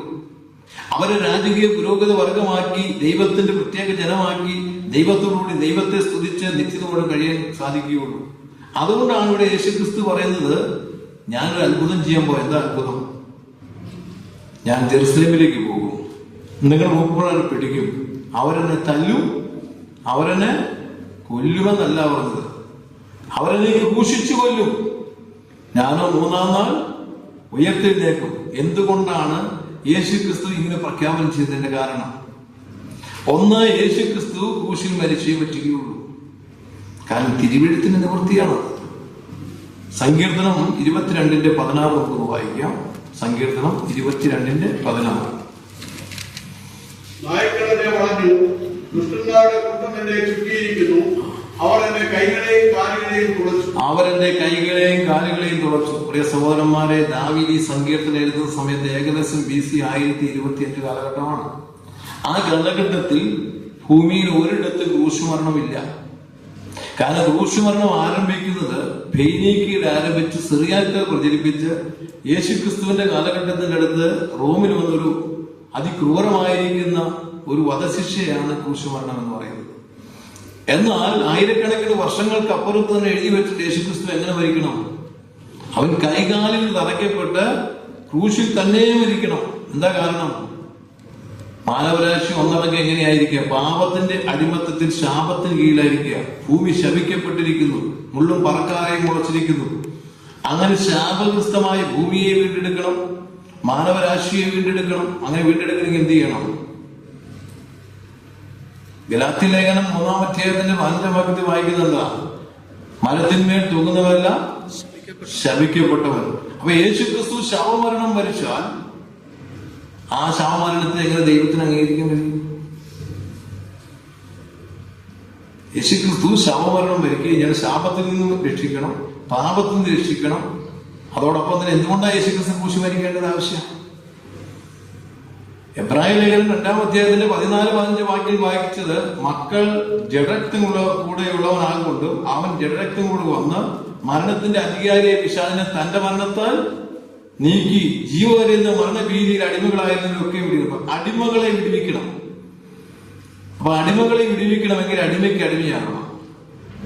യേശുക്രിസ്തു അടിമയ്ക്ക് അടിമയായോ? റോമൻ അധികാരത്തിൽ അഥവാ റോമയിൽ ആ കാലഘട്ടത്തിൽ ഒരു അടിമയുടെ വില എത്രയാണ്? 30 വെള്ളിക്കാശാണ്. യേശുക്രിസ്തുവിനെ വിലമതിച്ചു വില എത്രയാണ്? 30 വെള്ളിക്കാശ്. എന്തുകൊണ്ടാണ് അങ്ങനെ പറയാൻ കാരണം? സക്രിയ പ്രവചനം 11-ാം അധ്യായത്തിന്റെ 12-ാം വാക്യത്തിൽ വായിച്ച സക്രിയ പ്രവചനം 11-ാം അധ്യായത്തിൽ 12-13 നിങ്ങൾക്ക് മനസ്സുണ്ടെങ്കിൽ കൂലി തരുവിൻ, ഇല്ലെന്നെങ്കിൽ തരണ്ട എന്ന് പറഞ്ഞു. അങ്ങനെ അവർ എന്റെ കൂലിയായി 30 വെള്ളിക്കാശ് തൂക്കി തന്നു. എന്നാൽ യഹോവ എന്നോട്, അത് ഭണ്ഡാരത്തിൽ ഇട്ടുകളക, അവർ എന്നെ മതിച്ചിരിക്കുന്ന മനോഹരമായ ഒരു വില തന്നെ എന്ന് കൽപ്പിച്ചു. ഇവിടെ 2 കാര്യങ്ങൾ ആ സ്ഥലത്ത് പറയുന്നുണ്ട്. ഒന്ന്, അടിമയുടെ വിലയായ 30 വെള്ളിക്കാശ്. 2, ദൈവത്തിന് സുഗ്രാവ്യമായിരിക്കുന്ന ബലിയർപ്പണത്തിലുള്ള ആടിന്റെ വില എത്രയാണ്? ജെറുസലേം ദൈവാലയത്തിലെ ഒരു ആടിന്റെ വില 30 വെള്ളിക്കാശാണ്. അപ്പൊ ദൈവിക യാഗവും പൂർത്തീകരിക്കപ്പെടണം, അടിമയുടെ മോചനവും നടക്കണം. ഈ 2 കാര്യങ്ങളെ പാപത്തിന്റെ അടിമയായി കിടക്കുന്ന മനുഷ്യനും പരിശുദ്ധനായ ദൈവവും തമ്മിൽ എന്ത് ചെയ്യണം? അവർ ഒന്നായിത്തീരണം. അവർ ഒന്നായിത്തീരണം. എന്ത് സംഭവിക്കണം? ഈ 2 കാര്യങ്ങൾ ഒരുപോലെ സംഭവിക്കണം. അതുകൊണ്ടാണ് ഒന്ന്, ദൈവിക യാഗമായിരിക്കണം. ദൈവിക യാഗത്തിന് മാത്രമേ ദൈവത്തിന് സാധിക്കാൻ കഴിയുള്ളൂ. എന്നാൽ അടിമയുടെ മോചനം നടക്കുകയും ചെയ്യണം. അതുകൊണ്ടാണ് 30 വെള്ളിക്കാശ്. ആ വെള്ളിക്കാശ് വിലമതിച്ചു. എന്നാൽ അത് അണ്ണാരത്തിലിട്ട് കളയാൻ പോകുന്നത്. എന്താ കാരണം? ഈ അടിമയ്ക്ക് അടിമയായി കർത്താവായ യേശുക്രിസ്തു മാനവരാശിക്ക് വേണ്ടി മരിക്കണം. അങ്ങനെ മരിച്ചെങ്കിൽ മാത്രമേ ആദ്യം ദൈവിക യാഗം പൂർത്തീകരിക്കപ്പെടണം. ദൈവിക യാഗം ആരംഭിക്കുന്നത് എവിടെയാണ്? ദൈവത്തിന്റെ യാഗം ആരംഭിക്കുന്നത് എവിടെയാണ്? ഏദനിലാണ്. ഉൽപ്പത്തി പുസ്തകം 3-ാം അധ്യായത്തിന്റെ 21-ാം വാക്യം നമുക്കൊന്ന് വായിക്കും. ഉൽപ്പത്തി പുസ്തകം 3-ാം അധ്യായത്തിന്റെ 21-ാം വാക്യം. യഹോവയായ ദൈവം ആദാമിനും അവന്റെ ഭാര്യയ്ക്കും തോൽകൊണ്ട് ഉടുപ്പുണ്ടാക്കി അവരെ അവിടെ ഒരു യാഗം നടന്നു. ആ യാഗം അവിടെ എന്തിന്റെ യാഗം നടന്നത്? അവിടെ എന്ത് മൃഗത്തെ അറുത്തത്? അവിടെ എഴുതിയിട്ടില്ല.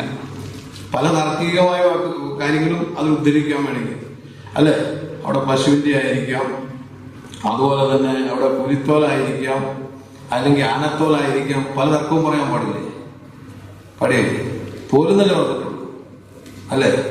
അതാണ് യഹോവയുടെ പുസ്തകത്തിൽ അന്വേഷിച്ച് വായിച്ചു നോക്കി. അവയിലൊന്നും ഇണയില്ലാതിരിക്കില്ല. അവന്റെ വായല്ലോ കൽപ്പിച്ചത്, അവന്റെ ആത്മാവല്ലോ കൂട്ടി വരുന്നത്. നാം ബൈബിളിൽ നിന്ന് മറുപടി പറയുമ്പോൾ എപ്പോഴും എവിടെ ചോദ്യങ്ങൾ ഉണ്ടായാലും അതിന് മതിയായ ഉത്തരം എവിടെ തന്നെ ഉണ്ട്? ദൈവഗ്രന്ഥമായ വിശുദ്ധ ബൈബിളിലുണ്ട്. അതുകൊണ്ടാണ് ഏതൊരു ചോദ്യത്തിനും മതിയായ ഉത്തരം കൊടുക്കുവാൻ കഴിയുന്ന ദൈവത്തിന്റെ വചനമാണ് ദൈവ തിരുവെഴുത്തായ വചനം. നമുക്ക് വെളിപ്പാട് പുസ്തകം 13-ാം അധ്യായത്തിന്റെ 8-ാം വാക്യം വായിക്കാം.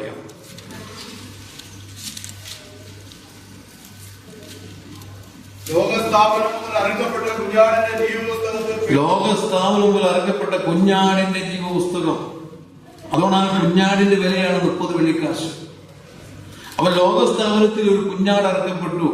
ആ കുഞ്ഞാടിനെയാണ് സ്നാഭ്യോദനം പരിചയപ്പെടുത്തിയ ലോകത്തിന്റെ പാപത്തെ ചുമന്നൊഴിക്കുന്ന ദൈവത്തിന്റെ കുഞ്ഞാട്. 1 കൊരിന്ത്യർ 5-ാം അധ്യായത്തിന്റെ 7-ാം വാക്യത്തിൽ അപ്പോസ്തലനായ പൗലോസ് പറയുകയാണ്, നമ്മുടെ വസ്താ കുഞ്ഞാടോ അറക്കപ്പെട്ടിരിക്കുന്നു ക്രിസ്തു തന്നെ എന്നവിടെ രേഖപ്പെടുത്തിയിരിക്കുകയാണ്. അപ്പൊ യേശു ക്രിസ്തുവിന്റെ യാഗം നടക്കണമെങ്കിൽ ആ യാഗത്തിന് മുമ്പ് എന്തെല്ലാം നടക്കണം? ഒന്ന്, ഇത് പരമ്പരയായിട്ട് യാഗം തുടർന്നു പോകുന്നു. അതുകൊണ്ടാണ് ജലപ്രളയ ശേഷം നോഹ എന്താ ചെയ്തത്? ഉൽപ്പത്തി പുസ്തകം 8-ാം അധ്യായത്തിന്റെ 20-ാം വാക്യം എന്ന് വായിച്ചു. ഉൽപ്പത്തി പുസ്തകം 8-ാം അധ്യായത്തിന്റെ 20-ാമത്തെ വാക്യം. നോഹ യഹോവയ്ക്ക് ഒരു യാഗപീഠം പണിതു, ശുദ്ധിയുള്ള സകല മൃഗങ്ങളിലും ശുദ്ധിയുള്ള എല്ലാ പറവകളിലും ചിലതെടുത്ത് യാഗപീഠത്തിന്മേൽ ഹോമയാഗം അർപ്പിച്ചു. ഈ നോഹ യാഗം കഴിച്ചു, അബ്രഹാം യാഗം കഴിച്ചു, ഇസ്ഹാക്ക് യാഗം കഴിച്ചു, യാക്കൂബ് യാഗം കഴിച്ചു. മോശയുടെ കാലഘട്ടത്തിലേക്ക് വന്നൊരു പ്രമാണാധിഷ്ഠിതമായ യാഗം. ആ പ്രമാണാധിഷ്ഠിതമായ യാഗം എങ്ങനെയായിരുന്നു? മോശയെ ദൈവം വിളിച്ചു.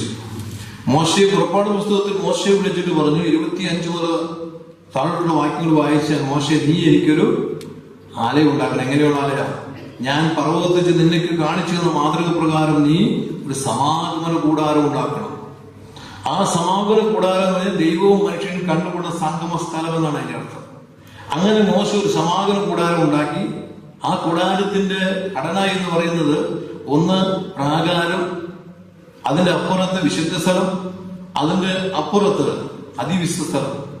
അപ്പൊ പ്രാകാരം, വിശുദ്ധ സ്ഥലം, അതിവിശുദ്ധ സ്ഥലം, ഇങ്ങനെ ഒരു മനോഹരമായിരിക്കുന്ന ഒരു സമാഗമന കൂടാരം ദൈവം പറഞ്ഞതിന് പ്രകാരം, മലയറവ ദൈവം കാണിച്ചു കൊടുത്തതിന് മാതൃക പ്രകാരം സിനായി മലയിൽ വെച്ച് ദൈവം മോശയെ കാണിച്ചതിന് പ്രകാരം ഉണ്ടാക്കിയത്.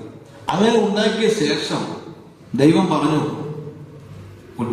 പുറപ്പാട് പുസ്തകം 28-ാം അധ്യായം നമുക്കത് വായിക്കും. 28-ന്റെ 1 മുതൽ 4 അവന്റെ പുത്രന്മാരെയും എനിക്ക് പുരോഹിത ശുശ്രൂഷ ചെയ്യേണ്ടതിന് ഇസ്രായേലിന്റെ ഇടയിൽ നിന്ന് നിന്റെ അടുക്കൽ വരുത്തുക. അഹരോനെയും അഹരോന്റെ പുത്രന്മാരായ നാദാബ്, അബീഹു, എലെയാസാർ, ഈഥാമാർ എന്നിവരെയും തന്നെ നിന്റെ സഹോദരനായ അഹരോന് വേണ്ടി മഹത്വത്തിനും അലങ്കാരത്തിനുമായി വിശുദ്ധ വസ്ത്രം ഉണ്ടാക്കണം. അപ്പൊ അഹരോനെ, ലേവ്യ ഗോത്രത്തിൽ മോശയുടെ സഹോദരനായിരിക്കുന്ന അഹരോനെ തെരഞ്ഞെടുത്തു. ആ അഹരോനെ സംബന്ധിച്ച് പറയുകയാണ്, നീ എന്ത് ചെയ്യണം? മഹത്വത്തിനും അലങ്കാരത്തിനുമായി വിശുദ്ധ വസ്ത്രം ഉണ്ടാക്കണം. അവിടെ വായിക്കാൻ പറയാം, വിലയേറിയ പൊന്നുനൂല്, പട്ടുനൂല്, ധൂമ്രനൂല്, വിശിഷ്ട നൂല് കൊണ്ട് നെയ്തത്, നടുക്കട്ട്, ഏഫോദ്, നീളക്കുപ്പായം, ചിത്രത്തൈലുള്ള നിലയങ്കി, 6 ഗോത്രങ്ങളെ 12 ഗോത്രങ്ങളെ പ്രതികരിക്കുന്ന മാർപ്പതക്കം, അതിൽ ഊറിയവും തുമ്മിയവും സത്യവും നീതിയും അറിയാൻ. ഈ വസ്ത്രം ധരിച്ചുകൊണ്ട് മാത്രമേ മഹാബലിയുടെ ആണ്ടിലൊരിക്കൽ പ്രാകാരത്തിൽ മഹാപാപരിഹാരയാർത്ഥം അരക്കപ്പെടുന്ന കുഞ്ഞാടിന്റെ രക്തം കൊണ്ട് പുരോഹിതന്മാർക്ക് വിശുദ്ധ സ്ഥലം വരെ അനുഗമിക്കാം. എന്നാൽ അത് അന്തർമന്ദിരത്തിൽ അതിവിസ്ഥലത്ത് ദൈവത്തിന്റെ ഷക്കീനെ ഇറങ്ങി വസിക്കുകയാണ്. അവിടെയാണ് ദൈവ പെട്ടകം ഇരിക്കുന്നത്. അവിടെയാണ് ദൈവത്തിന്റെ ഷക്കീനെ ഇറങ്ങി വസിക്കുന്നത്. അങ്ങോട്ട് കടന്നു ചെല്ലാൻ എന്ത് ചെയ്യണം? ഈ വസ്ത്രവും ധരിച്ചുകൊണ്ട് മനസ്സിലൊന്നും മറച്ചു വെക്കാതെ മഹാപുരോഹിതന് മാത്രമേ വർഷത്തിൽ ഒരിക്കൽ കടന്നു ചെല്ലാൻ പാടുള്ളൂ. അതാണ് അവിടെ വെച്ചിരിക്കുന്ന വ്യവസ്ഥിതി. അങ്ങനെ ദൈവം തെരഞ്ഞെടുത്ത ദൈവത്തിന്റെ പുരോഹിതനായ അഹ്റോൻ, പക്ഷെ അവിടെ വലിയൊരു സംഭവം നടക്കുകയാണ്. എന്താ സംഭവം? ദൈവം തെരഞ്ഞെടുത്ത പുരോഹിതനെതിരെ വലിയൊരു പ്രക്ഷോഭം നടന്നു. സംഖ്യാപുസ്തകം അതിന്റെ 16-ാം അധ്യായം വായിക്കുമ്പോൾ കോരഗ് അബീരാൻ കൂട്ടുകെട്ട് 250 ആളുകളെ സംഘടിപ്പിച്ചു. അവര് ചോദിച്ചു, മോശെ, നിന്റെ സഹോദരൻ അഹ്റോന് മാത്രമാണോ ഈ പുരോഹിതനായിരിക്കാൻ പാടുള്ളൂ? ഞങ്ങൾ ലേവ്യ ഗോത്രത്തിൽപ്പെട്ടവരല്ലേ, എന്തുകൊണ്ട് ഞങ്ങൾക്കിത് ചെയ്തുകൂടാ? അപ്പോൾ ദൈവം പറഞ്ഞിട്ടാണ് ഞാനിത് ചെയ്തത്. എന്നാൽ അവർ വലിയൊരു പ്രക്ഷോഭമാണ് അവിടെ ആരംഭിച്ചത്. വായിച്ച് നമുക്കറിയാൻ പറ്റും. ഞാൻ ചുരുക്കി പറഞ്ഞാൽ ആ പ്രക്ഷോഭത്തിന് മറുപടി പറഞ്ഞത് ദൈവമാണ്. സംഖ്യാപുസ്തകം 16-ാം അധ്യായത്തിന് 30 മുതൽ താഴോട്ട് വായിക്കും. നമുക്കത് വായിക്കാം.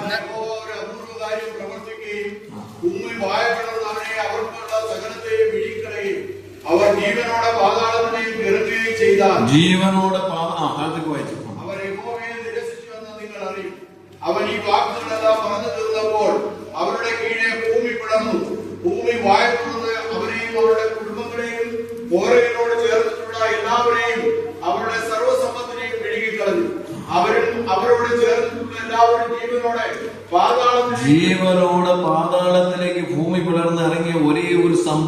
ബൈബിളിൽ രേഖപ്പെടുത്തിയിരിക്കുന്ന ഒരു സംഭവം. ദൈവം തെരഞ്ഞെടുത്ത പുരോഹിതന്റെ ശ്രേഷ്ഠ എന്നാണ് നമ്മൾ മനസ്സിലാക്കണം. അപ്പൊ ദൈവം തെരഞ്ഞെടുത്ത പുരോഹിതനെതിരെ സംസാരിച്ചു എന്ന കാരണത്താൽ, പ്രക്ഷോഭം നയിച്ചു എന്ന കാരണത്താൽ ദൈവം അതിന് ആക്ഷൻ എടുത്തു. ആ ആക്ഷനാണ് ജീവനോട് അവനോട് ചേർന്ന് എല്ലാവരെയും ഭൂമി മിഴിയും കളഞ്ഞു. എന്നാൽ അവിടെ കൊണ്ട് അവസാനിച്ചില്ല. 17-ാം അധ്യായം വായിക്കുമ്പോൾ വീണ്ടും മോശയെ ദൈവം വിളിച്ചിട്ട്, മോശെ, നീ ഇസ്രായേൽ ഗോത്രം 12 ഓരോ വടി വീതം മേടിക്കണം. ഓരോ വടിമേലും അവനവന്റെ ഗോത്രപിതാവിന്റെ പേരെഴുതണം. അങ്ങനെ ലേവിയുടെ വടിമേലോ അഹറോന്റെ പേരെഴുതണം. എന്നിട്ട് എന്റെ സാക്ഷ്യപീഠത്തിന് മുമ്പിൽ വെക്കണം. സാക്ഷ്യപീഠത്തിന് മുമ്പിൽ വെച്ചിട്ട് പിറ്റേ ദിവസം വടി എടുത്ത് നോക്കണം. നമുക്ക് വായിക്കാം സംഖ്യാപുസ്തകം അതിന്റെ 17-ാം അധ്യായത്തിന്റെ 7-8 വാക്യങ്ങൾ വായിക്കാം. മോശെ വടികളെ സാക്ഷ്യകൂടാരത്തിൽ യഹോവയുടെ സന്നിധിയിൽ വെച്ചു. പിറ്റേന്നാൾ മോശ സാക്ഷ്യകൂടാരത്തിൽ കിടന്നപ്പോൾ ലേവി ഗ്രഹത്തിനുള്ള അഹറോന്റെ വടി തളർത്തിരിക്കുന്നത് കണ്ടു. അത് തടുത്ത് പൂത്ത ബദാമരം കായ്ച്ചു. എന്ന് പറഞ്ഞാൽ ലേവിയുടെ ഗോത്രത്തിലെ അഹറോന്റെ വടി തളിർത്ത് പൂത്ത് ബദാമ കാഴ്ച. എന്താ ഇതിന്റെ ലക്ഷ്യം? കർത്താവായ യേശുക്രിസ്തുവിന്റെ ക്രൂശമരണവും പുനരുത്ഥാനത്തിന്റെയും നിഴലായിരുന്നു ആ വടി. അതുകൊണ്ടാണ് ലേവ്യ പൗരോഹിത്യത്തിന്റെ അഥവാ പൗരോഹിത്യം മാറ്റിക്കൊണ്ടൊരു പുതിയൊരു പൗരോഹിത്യം പുനരുത്ഥാനത്തിലൂടെ ലോകത്ത് സ്ഥാപിക്കപ്പെടാൻ പോവുകയാണ്. അതെങ്ങനെയായിരിക്കും? അപ്പൊ ഇത്രമാത്രം അതിശ്രേഷ്ഠമായി തെരഞ്ഞെടുത്തൊരു പൗരോഹിത്യം ഉള്ളപ്പോഴാണ് നമ്മുടെ കർത്താവായ യേശുക്രിസ്തു ഭൂമിയിലേക്ക് വരുന്നത്. കർത്താവായ യേശുക്രിസ്തുവിന്റെ പ്രഖ്യാപനങ്ങൾ അതിവിശിഷ്ടമായ പ്രഖ്യാപനങ്ങളായിരുന്നു. കർത്താവ് പറഞ്ഞു, ഞാൻ ജീവന്റെ അപ്പമാകുന്നു. യോഹന്നാൻ 6:35. അതുപോലെ യേശുക്രിസ്തു പറഞ്ഞു, ലോകത്തിന്റെ പ്രകാശമാകുന്നു. യേശുക്രിസ്തു യോഹന്നാൻ 8:12. യേശുക്രിസ്തു പറഞ്ഞു, ഞാൻ തന്നെ വഴിയും സത്യവും ജീവനുമായി. യോഹന്നാൻ 14:6. അതുപോലെ യേശുക്രിസ്തു പറയുകയാണ്, ഞാൻ വാതിലാകുന്നു. യോഹന്നാൻ 10:10 വാക്യം. അതുപോലെ തന്നെ യേശുക്രിസ്തു പറഞ്ഞത്, ഞാൻ തന്നെ പുനരുത്ഥാനവും ജീവനുമാകുന്നു. യോഹന്നാൻ 11:25. ഇങ്ങനെ കർത്താവായ യേശുക്രിസ്തുവിന്റെ പ്രഖ്യാപനം, ആ പ്രഖ്യാപനം കൊണ്ട് അന്നത്തെ യഹൂദ മതം, അന്നത്തെ ശാസ്ത്രിമാർ, പരീശന്മാർ, പുരോഹിതന്മാർക്കെല്ലാം വിരളി പിടിച്ചു. കാരണം യേശുക്രിസ്തു പറഞ്ഞത്, ഞാൻ തന്നെ വഴിയും സത്യവും ജീവനുമാകുന്നു. എന്നിലൂടെ അല്ലാതെ ആരും പിതാവിന്റെ അടുക്കൽ എത്തുന്നില്ല. ഈ കർത്താവായ യേശുക്രിസ്തുവിന്റെ പ്രഖ്യാപന നിമിത്തം ഈ കർത്താവായ യേശുക്രിസ്തുവിനെ എന്ത് ചെയ്തു? അവർ പിടിച്ചു. കർത്താവിനെ പിടിച്ചു. ആദ്യം കർത്താവിനെ കൊണ്ടുപോയി അങ്ങോട്ടാണ് ഹന്നാവിന്റെ കോടതി കൊണ്ടുപോയി. ഹന്നാവ് എന്ന് പറഞ്ഞ റിട്ടയേർഡ് മഹാപുരോഹിതനാണ്. അദ്ദേഹം പല കാര്യങ്ങളും ചോദിച്ചുകൊണ്ട് യേശുക്രിസ്തു ഒന്നും പറഞ്ഞില്ല. നിങ്ങൾ കേട്ടവരോട് തന്നെ ചോദിക്കാനാവുള്ളൂ. അപ്പോൾ ഒരു ചേകവൻ അവന്റെ കരണത്തടിച്ചു. എന്തുകൊണ്ട് നീ അടിച്ചു? ഉത്തരം അവർക്കില്ലായിരുന്നു. അതിനുശേഷം നേരെ മഹാപുരോഹിതനായിരിക്കുന്ന കയ്യാഫാസിന്റെ അടുക്കൽ ചെന്നു. കയ്യാഫാസും കള്ളസാക്ഷികളെ കൊണ്ടൊന്ന് വിസ്തരിച്ചിട്ടും അവന് കുറ്റം കണ്ടെത്താൻ കഴിഞ്ഞില്ല. എന്നാൽ സന്നിധി സംഘം കൂടിയിരിക്കുകയാണ്. 70ഓളം ശാസ്ത്രിമാരും പരീശന്മാരും സന്നിധി സംഘം വിസ്തരിക്കുകയാണ്. സന്നിധി സംഘത്തിന്റെ ജഡ്ജിമെന്റ് ആയിരിക്കുന്ന മഹാപുരോഹിതനാണ്. ആ മഹാപുരോഹിതന്റെ സാനവസ്ത്രം ധരിച്ചുകൊണ്ട് താൻ ജഡ്ജിമെന്റ് ആയിരിക്കുകയാണ്. അപ്പോഴാണ് അവിടെ വലിയൊരു സംഭവം നടക്കുന്നത്. വിശുദ്ധ മത്തായി സുവിശേഷം 26-ാം അധ്യായത്തിന്റെ 63 മുതൽ 65 വാക്യങ്ങൾ വായിക്കാം.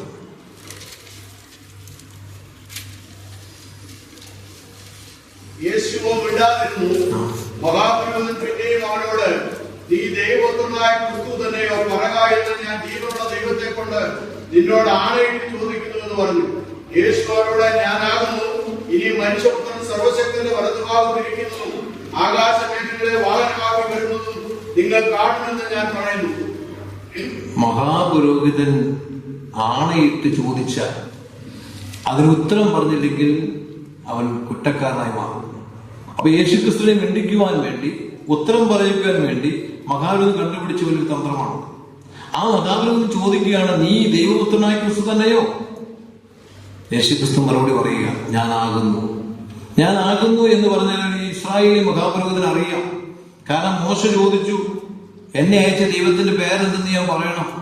അപ്പൊ പുറപ്പാട് പുസ്തകം 3-ാം അധ്യായത്തിന്റെ 14-15 വാക്യങ്ങൾ മോശയോട് ദൈവം പറഞ്ഞു കൊടുത്തു, ഞാനാകുന്നവൻ ഞാനാകുന്നു എന്നുള്ളത് നിന്നെ എന്റെ അടുക്കൽ അയച്ചിരിക്കുന്നു. ഞാനാകുന്നു എന്ന പ്രഖ്യാപനത്തിൽ ഒരു ഇസ്രായേലി മഹാപുരോഹിതന് മതിയായ ഉത്തരമായി.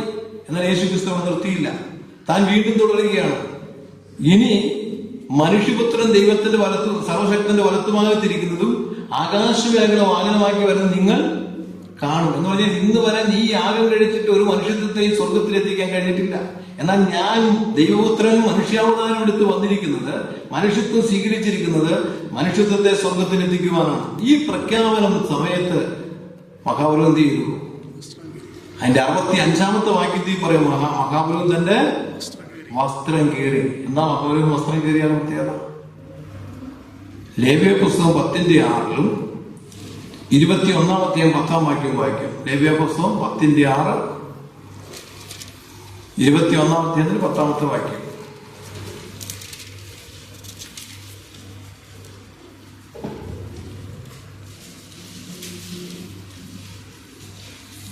പിന്നെ മോശെ അഹരോനോടും അവന്റെ പുത്രന്മാരായ എലിയാസരോടും ഈഥാമാരോടും, നിങ്ങൾ മരിക്കാതെയും സർവ്വസഭയുടെയും മേൽ കോപം വരാതെയും ഇരിപ്പാൻ നിങ്ങളുടെ തലമുടിയിൽ പിച്ചി പറിക്കരുത്, നിങ്ങളുടെ വസ്ത്രം കീറുകയും 21-10 വായിക്കും. അഭിഷേകതൈലം തലയിൽ ഒഴിക്കപ്പെട്ടവനും വസ്ത്രം ധരിപ്പാൻ പ്രതിഷ്ഠിക്കപ്പെട്ടവനുമായ തന്റെ സഹോദരന്മാരിൽ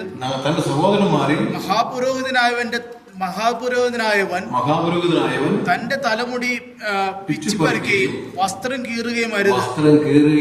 ഇത് ലേവ്യ പൗരോഹിത്യം ദൈവം ഭൂമിയെ സ്ഥാപിച്ചു വെച്ചിരിക്കുന്ന വ്യവസ്ഥിതിയാണ്. അപ്പൊ ഈ വ്യവസ്ഥിതി ഇവിടെ മഹാപുരോഹിതൻ ലംഘിച്ചു കഴിഞ്ഞപ്പോൾ ഇവിടെ എന്ത് സംഭവിച്ചു? എബ്രായ ലേഖനം 7-ാം അധ്യായം അതിന്റെ 12-ാമത്തെ വാക്യം വായിക്കാം. എബ്രായ ലേഖനം 7-ാം അധ്യായത്തിന്റെ 12-ാമത്തെ വാക്യം. പൗരോഹിത്യം മാറിപ്പോകുന്ന പക്ഷം ന്യായപ്രമാണത്തിൽ നിന്ന് അതിൽ 11 മുതൽ വായിച്ചു. 11 മുതൽ ലേവ്യ പൗരോഹിത്യത്താൽ സമ്പൂർണ്ണത വന്നെങ്കിൽ അതിൽ കീഴിലുള്ള ജനം ന്യായപ്രമാണം പ്രാപിച്ചത് അവരവന്റെ ക്രമപ്രകാരം എന്ന് പറയാതെ മെൽക്കിസദേക്കിന്റെ ക്രമപ്രകാരം വേറൊരു പുരോഹിതൻ വരുവാൻ ഇതൊരു ആവശ്യം. പൗരോഹിത്യം മാറിപ്പോകുന്ന പക്ഷം ന്യായപ്രമാണത്തിലും കൂടെ മാറ്റം. അപ്പൊ എന്ത് ചെയ്യണം? പൗരോഹിത്യം അവിടെ വെച്ച് അവസാനിക്കുക എന്ന് പറഞ്ഞാൽ ലേവ്യ പൗരോഹിത്യം അവിടെ കൊണ്ട് അവസാനിക്കുക. സ്ഥാന വസ്ത്രം മഹാപുരോഹിതൻ കീറിയപ്പോൾ ആ സ്ഥാനവസ്ത്രം കൂടാതെ അവരെ ഇവിടെ കിടന്നു പറ്റില്ല. അധിക സ്ഥലത്ത് പോയി മഹാപൗരികാല ദിവസം യാഗാർപ്പണം നടത്താൻ കഴിയില്ല. അപ്പൊ അവിടെ കൊണ്ട് പൗരോഹിത്യം അവസാനിച്ചു. ആ പൗരോഹിത്യം അവസാനിച്ചതുകൊണ്ട് ഇന്നത്തെ മഹാപുരോഹിതനാരാ? മൽക്കീസദേക്കിന്റെ കൂറംപ്രകാരം കർത്താവായ യേശു ക്രിസ്തുവാണ്.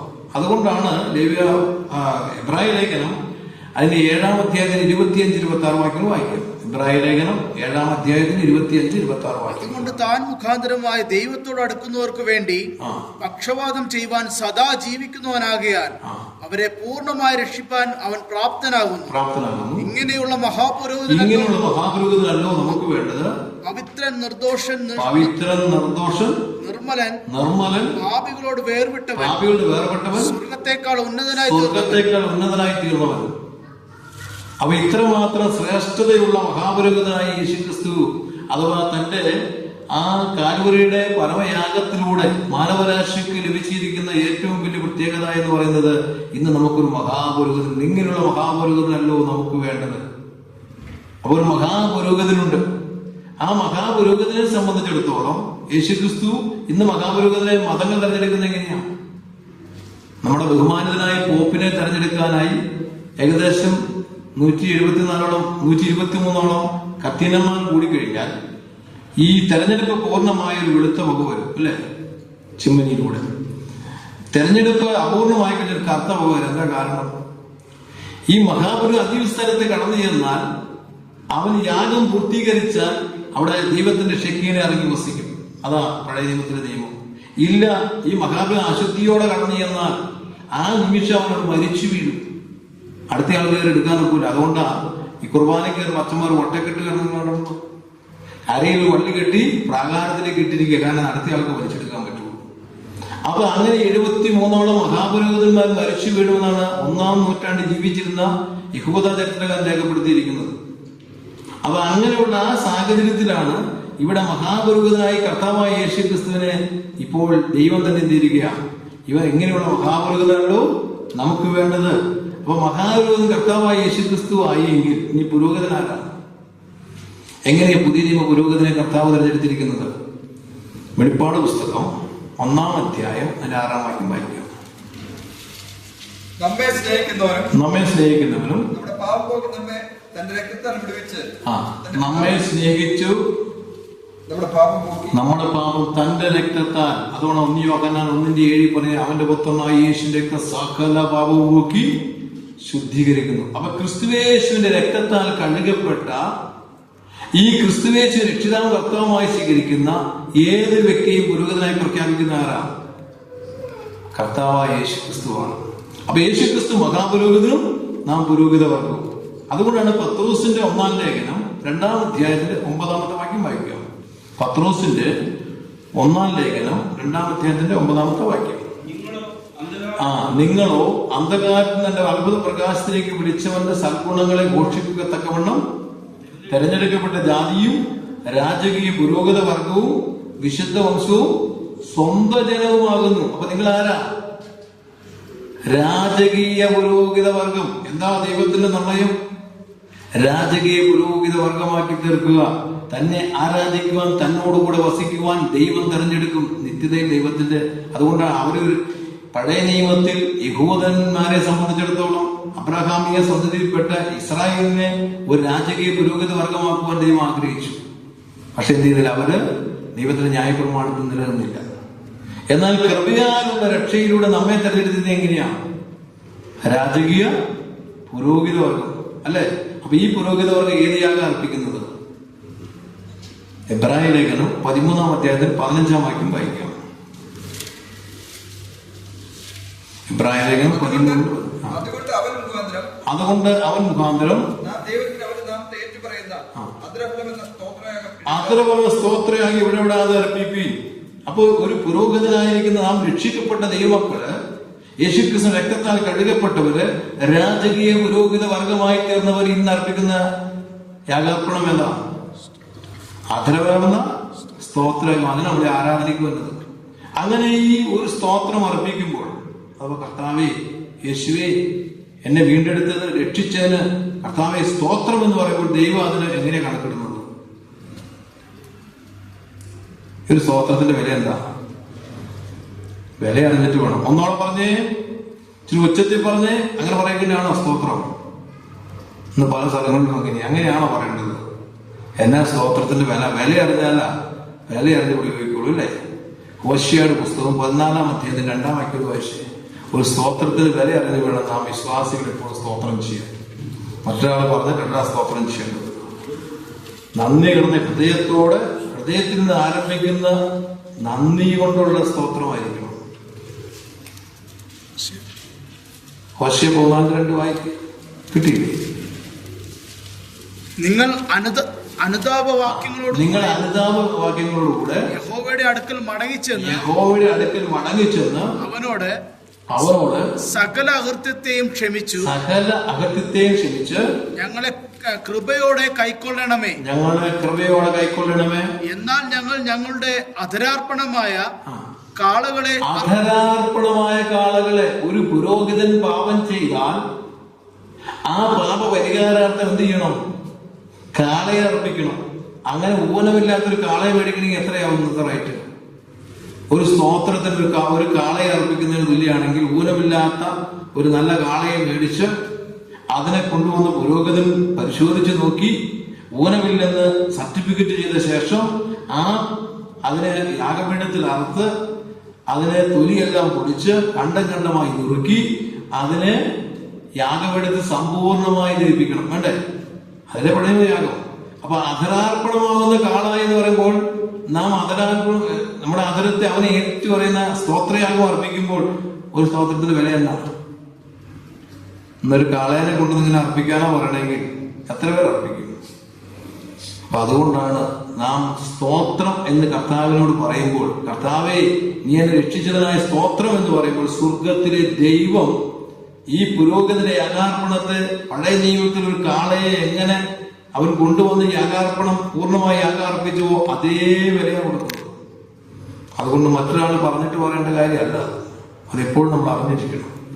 അപ്പൊ ഈ യാഗത്തിന്റെ ശ്രേഷ്ഠത എത്രയാണോ അതാണ് ഈ പുരോഹിതന്റെ യാഗത്തിന്റെ ശ്രേഷ്ഠത എന്ന് പറയുന്നത്. അങ്ങനെയെങ്കിൽ യാഗാർപ്പണം ചെയ്ത് പുരോഹിതൻ എങ്ങനെയുള്ളവരായിരിക്കണം? നമുക്കത് വായിക്കാം. റോമാലേഖനം 15-ാം അധ്യായത്തിന്റെ 15-ാം വാക്യം.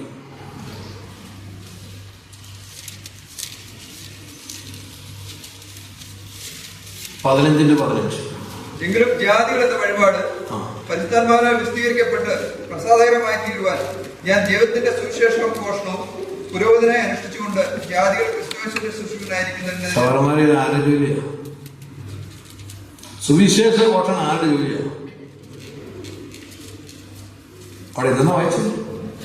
നിങ്ങൾ ആരാധനയ്ക്കായി കടന്നു വരുന്നുവെങ്കിൽ, ക്രിസ്തുവിന്റെ രാജകീയ പുരോഹിത വർഗമായിരിക്കുന്നുവെങ്കിൽ, അതിൽ പറഞ്ഞിരിക്കുന്ന ശുശ്രൂഷയാണ് എന്ത്? ജാതികളോട് സുവിശേഷം അറിയിക്കുക എന്നുള്ളത് പൗരോഹിത്യ ശുശ്രൂഷ അല്ലേ? ചെയ്യണോ? ഓരോ വ്യക്തിയിലും, രക്ഷിക്കപ്പെട്ട ഓരോ വ്യക്തിയിലും, ആ ഓരോ വ്യക്തിയും രാജകീയ പുരോഹിത വർഗമായിരിക്കൊണ്ട് കർത്താവിന്റെ ശിഷ്യന്മാരുടെ ചോദിച്ചൊരു ചോദ്യം കൊണ്ട് ഇപ്പോ പിടിച്ച് പിന്നെ കൊണ്ടുവരാനാവുന്നത് അല്ലേ? അങ്ങനെയെങ്കിൽ നമ്മൾ എന്ത് ചെയ്യണം? ശനിയാഴ്ച വരെ എങ്ങനെയൊക്കെ അവനവന്റെ ഇഷ്ടത്തിനൊക്കെ ജീവിച്ചു, ഞായറാഴ്ച കുളിച്ച് റെഡിയൊക്കെ ആയിട്ട് വന്നു, ആവശ്യം പോലെ സ്തോത്രം പറയുന്നു, മതിയോ? എന്തുകൊണ്ടാണ് അങ്ങനെ ഒരു വ്യവസ്ഥ ദൈവം വെച്ചിരിക്കുന്നത്, പുരോഹിതർ വെച്ചിരിക്കുന്നത്? അടിമയായിരുന്ന ഇവനെ മോചിപ്പിക്കുവാൻ, രാജകീയ പുരോഹിത വർഗമാക്കി തീർക്കുവാൻ 2000 ആണ്ടുകൾക്കപ്പുറത്ത് ഗതസമനയിൽ യേശുക്രിസ്തു പ്രാർത്ഥിക്കുകയാണ്. പിതാവേ, കഴിയുമെങ്കിൽ ഈ പാനപാത്രത്തിൽ നീക്കണം, എങ്കിൽ എന്റെ ഇഷ്ടമല്ലെന്നാണ്, അങ്ങയുടെ ഇഷ്ടം നിറവേറട്ടെ എന്ന് പറഞ്ഞ് താൻ സമർപ്പിച്ചു കൊടുത്തപ്പോൾ, ഒരടിമയ്ക്ക് അടിമയായി അവനെ സമർപ്പിച്ചപ്പോൾ അവന്റെ കൈകൾ ബന്ധിച്ചു. അവനെ നേരെ കൊണ്ടുപോയി അവനെ പിലാത്തോസിന്റെ കത്തളത്തിൽ അടിച്ചു എന്ന് പറയുന്ന പ്രിയ സഹോദരന്മാരെ, അതിഭീകരമായിരിക്കുന്ന അടിയാണ്. 4 അടി പൊക്കമുള്ള സ്തംഭത്തോട് 2 മുട്ടുകളെ ചേർത്ത് കിട്ടി. അജാനുഭാവുക്കളായിരിക്കുന്ന ആരോഗ്യ ദൃഢഗാത്രന്മാരായിരിക്കുന്ന 2 ആരാച്ചാരന്മാർ, അവരുടെ കയ്യിലിരിക്കുന്ന ചാട്ടായി എന്ന് പറയുന്നത് റോമൻ നിയമത്തില് മഹല്യം എന്ന് പറഞ്ഞ ചാട്ടയാണ്. ആ ചാട്ട സാധാരണ ചാട്ടയല്ല, നമ്മൾ മൃഗങ്ങളെ തല്ലുന്ന ചാട്ടയല്ല.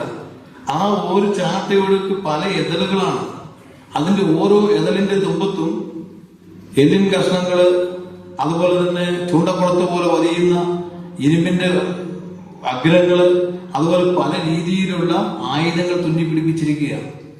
അതുകൊണ്ടൊന്ന് അടിക്കുമ്പോൾ, അതുകൊണ്ടാണ് എഴുതി വെച്ചത്, അവന്റെ പുറം ഒരു കർഷകം നിലം ഉഴുതു മറിക്കുന്ന പോലെ കീറി മുറിഞ്ഞു. അത്രമാത്രം ഒരാൾ അടിച്ചിട്ട് പറിക്കുമ്പോൾ അടുത്തയാൾ വീണ്ടും അടിക്കുക. യഹൂദൻ പറഞ്ഞത് 140 അടിയല്ല, 39 അടിയല്ല അവിടെ അടിച്ചത്. പിന്നെന്താ അവിടെ അടിച്ച അടിയേതാ? എണ്ണം പറഞ്ഞിട്ടില്ല. എന്താ കാരണം? യേശുക്രിസ്തു അടിച്ച എണ്ണം പറഞ്ഞിട്ടുണ്ടോ? എണ്ണമില്ല. പാപത്തിന്റെ അടിമത്തത്തില്, പിശാചിന്റെ അടിമത്തത്തില് മോചനം ലഭിക്കാൻ കഴിയാതെ, ഒരിക്കലും മോചനം പ്രാപിക്കാൻ കഴിയാതിരുന്ന മനുഷ്യനെ രക്ഷിപ്പാൻ, അവന്റെ അടിമത്തിൽ നിന്ന് മോചനം കൊടുക്കുവാൻ വേണ്ടിയിട്ടാണ് അവന്റെ തിരുമേനി, പരിശുദ്ധാത്മാവിനാൽ പൗത്രീകരിക്കപ്പെട്ട ആ തിരുമേനി, ഈ ജന്മഭാവമില്ലാതെ ജനിച്ച യേശുക്രിസ്തു 6 കോടതികൾ മാറി മാറി അവർ വിസ്തരിച്ചു. 6 കോടതികൾ വിസ്തരിച്ചിട്ട് അവസാനം പീലാത്തോസ് പറഞ്ഞു, ഈ നീതിമാന്റെ രക്തത്തിൽ എനിക്ക് പങ്കില്ല, അവൻ കൈ കഴുകി. അവന്റെ മരണം കണ്ട സദാദേവൻ വിളിച്ചു പറഞ്ഞു, വാസ്തവമായി നീതിമാൻ തന്നെയാണ്. അവന്റെ വിസ്താരം നടക്കുമ്പോൾ പീലാത്തോസിന്റെ ഭാര്യ, ഗവർണർ ഭാര്യ കത്ത് കൊടുത്തയച്ചു, നിങ്ങൾ നീതിമാന്റെ കാര്യത്തിൽ ഇടപെടാൻ. നീതിമാനാണ്. അവനോട് ക്രൂശിൽ തൂങ്ങപ്പെട്ട 2 കള്ളന്മാര്, 2 പേരും ആദ്യം അവനെ ദുഷിച്ചു എന്നാണ് മത്തായി സുവിശേഷം രേഖപ്പെടുത്തിയത്. എന്നാൽ ലൂക്കോസ് സുവിശേഷത്തിൽ ആ കള്ളൻ, ലൂക്കോസ് സുവിശേഷം 23-ാം അധ്യായത്തിന്റെ 39 വാക്യങ്ങൾ വായിക്കുമ്പോൾ രേഖപ്പെടുത്തിയിരിക്കുന്നത്, ഒരുവൻ അവനെ ദുഷിച്ചപ്പോൾ മറ്റേ കള്ളൻ പറയുകയാണ്, നാമോ ന്യായമായ ശിക്ഷ അനുഭവിക്കുന്നു, ഇവനോ അരുതാത്ത ഒന്നും ചെയ്യാത്ത ഒരേ ഒരു നിസ്തൂല വ്യക്തിത്വത്തിന്റെ ഉടമയാണ് കർത്താവായ യേശുക്രിസ്തു. ഇത് ശത്രുക്കളുടെ സാക്ഷ്യമാണ്. അവന്റെ മരണങ്ങൾ സദാദേവൻ വിളിച്ചു പറയുകയാണ്, വാസ്തവമായി ദൈവപുത്രൻ തന്നെ.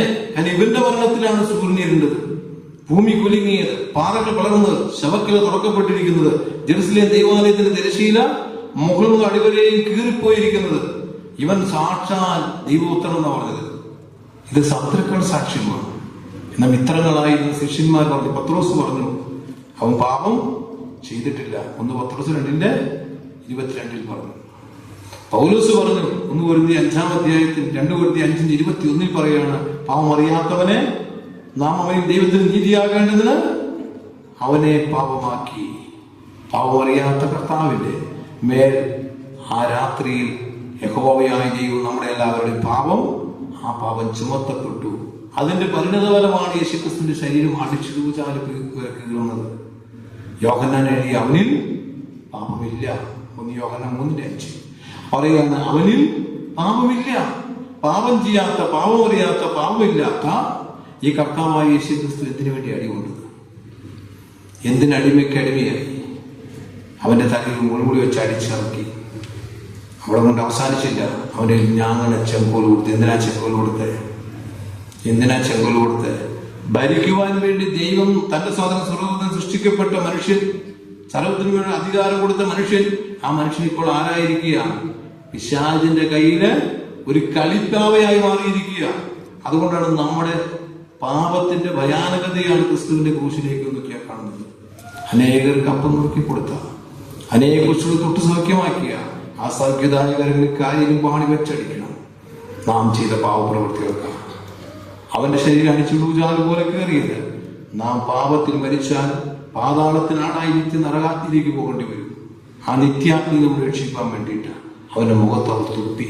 നമ്മൾ എത്രയോ ആളുകളെ ആശ്രയിച്ചു. അവന്റെ താടിരമോറും പിഴുത്തെടുത്തു. രക്തം അതില് ധാരധാരയായി ഒഴുകുവാനിടയായി തീർന്നു. അവന്റെ തലയിൽ ഒരു മുൾമുടി ഉണ്ടാക്കി അടിച്ചിറക്കി. അങ്ങനെ ആവാതിയുടെ മടികളേറ്റ കർത്താവായ യേശുക്രിസ്തു കാൽവരുടെ ക്രൂശിൽ 2 കള്ളന്മാരുടെ നടുവിൽ ആ കർത്താവ് കിടന്ന് പ്രാർത്ഥിക്കുക, പിതാവേ, ഇവർ ചെയ്യുന്നത് ഇവരറിയായിക്കൊണ്ട് ഇവരോട് ക്ഷമിക്കണമേ. എന്തുകൊണ്ട് യേശുക്രിസ്തു ഇങ്ങനെ പ്രാർത്ഥിച്ചു? പ്രിയ സഹോദരന്മാരെ, ലോകത്തെ പൊടിപ്പിച്ച അനവധി ഗുരുക്കന്മാരുണ്ട്. എന്നാൽ യേശുക്രിസ്തുവിനെ പോലെ അധരം കൊണ്ട് ആണയിട്ട് ഉദരം കൊണ്ട് മുദ്രയിട്ട് ഒരു ആചാര്യനുണ്ടെങ്കിൽ അവരാണ് നമ്മുടെ കർത്താവായ യേശുക്രിസ്തു. ആ യേശുക്രിസ്തു പറഞ്ഞ്, നീ ശത്രുക്കൾക്ക് വേണ്ടി പ്രാർത്ഥിപ്പി. ഇപ്പോൾ കാൽവരുടെ ക്രൂശിൽ തന്നെ അടിച്ച്, തന്നെ കീറി, തന്നെ അർത്ഥപ്രാണനാക്കി ആ നിമിഷവും തന്നെ ആക്ഷേപിച്ചു കൊണ്ടിരിക്കുന്ന ലോക ജനതയ്ക്ക് വേണ്ടി യേശുക്രിസ്തു പ്രാർത്ഥിക്കുകയാണ്. പിതാവ്, ഇവർ ചെയ്യുന്നത് എന്നതെന്നറിയാതെ ക്ഷമിക്കുകയാണ്. ഇത്രമാത്രം ദൈവസ്നേഹം മാനവരാശിക്ക് ചൊരിഞ്ഞ മറ്റൊരു അവതാര വൃക്ഷമില്ല നമ്മുടെ കർത്താവായ യേശുക്രിസ്തു. അതുപോലെ ആ ക്രൂശിലെ കള്ളനെ ആക്ഷേപിച്ചുവെങ്കിലും ആ ക്രൂശിലെ കള്ളന്റെ മാനസാന്തരത്തിൽ നീ രാജ്യത്തെ പ്രാപിച്ച എന്നെ ഓർക്കണമേ എന്ന് അപേക്ഷ സ്വീകരിച്ചുകൊണ്ട് മരണത്തിന്റെ വേളയിൽ മാനവരാശിക്ക് രക്ഷ കൊടുക്കുവാൻ കഴിയുന്ന മഹാദൈവമെന്ന് താൻ ദൈവത്തോട് തെളിയിക്കുകയാണ്. ഇന്ന് നീ എന്നോട് പർദീസയിൽ ഇരിക്കുമെന്ന് സത്യമായിട്ട് ഞാൻ നിന്നോട് പറയുന്നു. സത്യമായിട്ടും പറയുന്നു എന്നാ പറഞ്ഞത്. ഇന്ന് തന്നെ നീ എന്നോടുകൂടി പർദീസയിലിരിക്കും. പ്രിയ സഹോദരന്മാരെ, ആ ക്രൂശിൻ ചോട്ടിൽ അവനെ പ്രസവിച്ച മാതാവുണ്ട്, യോഹന്നാൻ എന്ന ശിഷ്യനുണ്ട്. യേശുക്രിസ്തു പറഞ്ഞ യോഹന്നാൻ സുവിശേഷം 19-ാം അധ്യായത്തിൽ 26-ാം വാക്യത്തിൽ, സ്ത്രീയെ, ഇതാ നിങ്ങളുടെ മകൻ. യോഹന്നാനെ, ഇതാ നിന്റെ അമ്മ. എന്തുകൊണ്ടാ അങ്ങനെ ഏൽപ്പിച്ചത്? കാരണം എന്തുകൊണ്ടാണ് യേശുക്രിസ്തു അങ്ങനെ ഏൽപ്പിച്ചത്? കാരണം ദൈവത്തിന്റെ പ്രമാണത്തിൽ മോശയ്ക്ക് പ്രമാണം കൊടുത്തപ്പോൾ അവിടെ പറഞ്ഞിട്ടുണ്ട്. പുറപ്പാട് പുസ്തകം 20-ാം അധ്യായത്തിന്റെ 8-ാം വാക്യം വായിക്കുമ്പോൾ, നീ ദീർഘായുസ്സോടെ ഇരിപ്പാൻ നിന്റെ മാതാവിനെയും പിതാവിനെയും ബഹുമാനിക്കുക. ദീർഘായുസ്സോടെ ഇരിക്കുക, പ്രമാണാധിഷ്ഠിതമായിരിക്കുന്ന കാര്യം ക്രിസ്തുവിന് മാറ്റുമോ? അപ്പൊ ദൈവത്തിന് പ്രമാണത്തെ നീക്കുവാനല്ല, നിവർത്തിപ്പാൻ അത്ര ഞാൻ വന്നത്. ഭൗതിക ലോകത്ത് ജീവിക്കുന്ന മനുഷ്യൻ തന്റെ മാതാപിതാക്കളെ സംരക്ഷിച്ച് ദൈവത്തെ മഹത്വപ്പെടുത്തി ജീവിക്കണമെന്ന ദൈവിക കൽപ്പനയ്ക്ക് മാറ്റമില്ല. പ്രിയ സഹോദരന്മാരെ, ചെറുപ്പക്കാരായിരിക്കും എനിക്ക് നിങ്ങൾ പറയാനുള്ളത്, നിങ്ങൾ ദീർഘായുസ്സോടെ ഇരിക്കണമെങ്കിൽ, നിങ്ങൾ അനുഗ്രഹിക്കപ്പെട്ട തലമുറയായി തീരണമെങ്കിൽ, മാറ്റപ്പെടാത്ത കൽപ്പനയെ സ്ഥിരീകരിച്ചുകൊണ്ട് കാൽവരുടെ ക്രൂശിൽ കിടന്ന കർത്താവായ യേശുക്രിസ്തു അന്ന് തന്റെ ശിഷ്യനോട് പറഞ്ഞുവെങ്കിൽ, ആ ശിഷ്യനെ ഏൽപ്പിച്ചുവെങ്കിൽ, മാതാപിതാക്കളെ സംരക്ഷിക്കേണ്ട കടമ കർത്താവായ യേശുക്രിസ്തു മാനവരാശിയോട് പറയാ, അത് മക്കളുടെ കടമയാണ്. അപ്പൊ ചോദിക്കും, യോഹന്നാൻ മകനല്ലല്ലോ, പിന്നെ എന്താണ് യോഹന്നാനെ ഏൽപ്പിച്ചത്? പലരും ചോദിക്കുന്ന ഒരു ചോദ്യമുണ്ട്, അതിന് ഉത്തരമുണ്ട്. യോഹന്നാൻ സുവിശേഷം 7-ാം അധ്യായം അതിന് 3 മുതൽ 6 വാക്യങ്ങൾ 5 വാക്യം. യോഹന്നാൻ സുവിശേഷം 7-ാം അധ്യായത്തിന് 3 മുതൽ 5 വാക്യം. അവരുടെ സഹോദരന്മാർ അവരോട്, നീ ചെയ്യുന്ന പ്രവൃത്തികളിൽ നിന്റെ ശിഷ്യന്മാരും കാണേണ്ടതിന് ഇവിടം വിട്ട് യഹൂദിയിലേക്ക് പോകാം. പ്രസിദ്ധരാക്കുവാൻ ആഗ്രഹിക്കുന്നവൻ ആരും രഹസ്യത്തിലൊന്നും ചെയ്യുന്നില്ലല്ലോ. നീ ഇത് ചെയ്യുന്നുവെങ്കിൽ ലോകത്തിന് നിന്നെ തന്നെ വെളിപ്പെടുത്തുക എന്ന് പറഞ്ഞു. അവന്റെ സഹോദരന്മാരും അവനിൽ വിശ്വസിച്ചില്ല. അവന്റെ സഹോദരന്മാർ അവനിൽ വിശ്വസിക്കാത്ത, ക്രിസ്തു വിശ്വസിക്കാത്ത ഒരാളെ അമ്മയെ ഏൽപ്പിച്ചിട്ടോ എങ്ങനെ ഇരിക്കും? മനസ്സിലാക്കണം. അപ്പൊ സഹോദരന്മാരില്ലാഞ്ഞിട്ടല്ല, തന്നെ ആത്മാർത്ഥമായി തന്റെ മാതാവിനെ സംരക്ഷിക്കാൻ കഴിയുന്ന കരങ്ങളിൽ ഏൽപ്പിച്ചു കൊടുത്തു. അത് അന്തർലീനമായിരിക്കുന്ന മറ്റൊരു സത്യമുണ്ട്. പ്രിയ സഹോദരന്മാരെ, ഈ ലോകബന്ധങ്ങളെല്ലാം 6 അടി മണ്ണ് കൊണ്ട് അവസാനിച്ചു. ആ വലിയൊരു സത്യവും അവിടെ ലോകത്തിൽ വെളിപ്പെടുത്തുകയാണ്. അതുകൊണ്ട് യേശുക്രിസ്തുവിനെ സംബന്ധിച്ചിടത്തോളം നാം പിന്നെ കാണുന്ന എവിടെയാ? കാൽവറിയിൽ. അവൻ കരയുകയാണ്. എന്റെ ദൈവമേ, എന്റെ ദൈവമേ, നീ എന്നെ കൈവിട്ടതെന്ത്? മർക്കോസിൽ സുവിശേഷം 15-ാം അധ്യായം 34-ാം വാക്യം. എലോഹി എലോഹി ലമാ ശബക്താനി, എന്റെ ദൈവമേ, എന്റെ ദൈവമേ, നീ എന്നെ കൈവിട്ടത് എന്തുകൊണ്ട്? ദൈവം യേശുക്രിസ്തുവിനെ ക്രൂശിൽ കൈവിട്ടു. പലരും പറയും, ദൈവമായിരുന്നെങ്കിൽ ക്രിസ്തു എന്തിനാണ് ഈ ദൈവത്തോടാണ് വിളിച്ചത്? പ്രിയ സഹോദരന്മാരെ, പാപിക്കും പകരക്കാരനായി, ഒരടിമയ്ക്ക് അടിമയായി, അടിമയുടെ ശിക്ഷ അനുഭവിക്കുമ്പോൾ അവൻ ഉടയവനോട് വിളിക്കുകയാണ്, എന്റെ ദൈവമേ, എന്റെ ദൈവമേ, നീ എന്നെ കൈവിട്ടത്. തന്റെ പൂർണ്ണ മനുഷ്യത്വമോടെ കാണിക്കുക. കാരണം പാപിയായ ഒരു മനുഷ്യൻ പാപത്തിൽ മരിച്ച് പാതാളത്തിൽ ആടായി അന്ത്യന്യായവിധിയിലേക്ക് ചെല്ലുമ്പോൾ ആ മനുഷ്യന്റെ അതിരകുടങ്ങളിൽ നിന്നും വലിയൊരു പ്രാർത്ഥന, വലിയൊരു തേങ്ങൽ, വലിയൊരു കരച്ചിൽ വരും. എന്താണ് കാരണം? അവൻ നികന്നങ്ങൾ മുട്ടുമാർ കരഞ്ഞുവെന്നാണ് പറയുന്നത്. അവൻ ഉറക്കെ നിലവിളിക്കുക. എന്താ കാരണം? തുടിക്കുന്ന ജീവൻ, ശ്വസിക്കുന്ന വായു, കുടിക്കുന്ന വെള്ളം, കാണുന്ന പ്രകാശം, ഇത്ര മനോഹരമായ ഈ പ്രപഞ്ചത്തിൽ ഇത്ര ആയുസ്സുന്ന എന്റെ ദൈവമേ, നീ എന്നെ നരകത്തിലേക്ക് വിടാതെ എന്നെ ഒന്ന് സ്വർഗത്തിലേക്ക് അയക്കണം. നടക്കുമോ? നടക്കുമോ? കാരണം എന്തുകൊണ്ടാണ്? ദൈവം നീതിമാനാണ്. അവൻ പാപിയെ ശിക്ഷിച്ചുവോ? റോമാലേഖനം 3-ാം അധ്യായത്തിന്റെ 14-15 വാക്യങ്ങളിൽ അവൻ പാപിയെ ശിക്ഷിച്ചുവോ? ശിക്ഷിച്ചു. എവിടെ ശിക്ഷിച്ചു? കാൽവരി ക്രൂശിൽ കർത്താവായ യേശുക്രിസ്തു ശിക്ഷ നിറവേറ്റുകയാണ്. അതുകൊണ്ടാണ് ആ സമയം സൂര്യൻ ഇരുണ്ടു, ഭൂമി കുലുങ്ങി. ആ ഭയാനകമായിരിക്കുന്ന ഇരുട്ടിലൂടെ, അഥവാ പാപത്തിന്റെ ഭയാനകതയിലൂടെ ദൈവത്തിന്റെ ന്യായവിധി കടന്നു പോകുമ്പോൾ അടുത്ത തിരുമൊഴി വഴി, അതാ എനിക്ക് ദാഹിക്കുന്നു. എന്തുകൊണ്ട് യേശുക്രിസ്തു ക്രൂശിൽ ദാഹം അനുഭവിച്ചു? കടലും പുഴയും സൃഷ്ടിച്ച ഉടയവനായിരിക്കുന്ന യേശുക്രിസ്തു എന്തിനാണ് ദാഹം അനുഭവിച്ചത്? പ്രിയ സഹോദരന്മാരെ, കർത്താവാണ് പറഞ്ഞത്, ലാസറും മരിച്ചു, ധനവാനും മരിച്ചു. രണ്ടുപേരുടെ ജഡമനുഷ്യരുടെ അടക്കപ്പെട്ടുവെങ്കിൽ ആത്മമനുഷ്യന്മാർ ദൈവത്തിന് മാറ്റപ്പെട്ടു. ആ ധനവാൻ മേലോട്ട് നോക്കി അബ്രഹാമിനെയും അവന്റെ മടിയിൽ ലാസറിനെയും കണ്ടു. അബ്രഹാം പിതാവേ, ആ ലാസറിന്റെ ചെറുവിരലുകൊണ്ട് എന്റെ ചുണ്ടെന്ന് നനയ്ക്കണം. അപ്പോൾ ഈ ഭൂമിയിൽ നിന്നൊരു മനുഷ്യൻ പാപിയായി മരിച്ചാൽ അവൻ നേരെ ചെല്ലുന്നേങ്ങോട്ടാണ്? പാതാളവർദ്ധീസയിലേക്ക്. അവിടെ ജ്വാലയിൽ കിടന്ന് ഞാൻ വേദന അനുഭവിക്കുകയാണ്, ഒരു തുള്ളി വെള്ളത്തിന് വേണ്ടി കഴിയുന്ന അവസ്ഥ. ഇനി അന്ത്യന്യായവിധിയുടെ നിത്യ നരകാഗ്നിയിലേക്ക് തിളയ്ക്കുന്ന ആ കത്തുന്ന തീപ്പൊയ്യിലേക്ക് ചെന്ന് കാണുന്ന ഭീകരമായ അവസ്ഥ. ആ അവസ്ഥയിൽ നിന്നും മനുഷ്യനെ രക്ഷിപ്പാൻ ഏതെങ്കിലും വെച്ച് അവൻ ആ വൃക്ഷഫലം തിന്നരുതെന്ന് പറഞ്ഞ വൃക്ഷഫലം തിന്നുവോ? ആ തിന്നതിന് എന്ത് സംഭവിക്കണം? അതിന് ശിക്ഷ അനുഭവിച്ചേ പറ്റിക്കോളൂ. അതുകൊണ്ടാണ് യോഹന്നാന്റെ സുവിശേഷം 18-ാം അധ്യായത്തിന്റെ 28-ാം വാക്യത്തിൽ പറയുകയാണ്, 19-ാം അധ്യായത്തിന്റെ 28-ാം വാക്യത്തിൽ പറയുകയാണ്, എന്താ പറയുന്നത്? അവൻ തിരുവെഴുത്ത് നിവൃത്തിയാകും വണ്ണം അത് വായിച്ചു. യോഹന്നാൻ 19.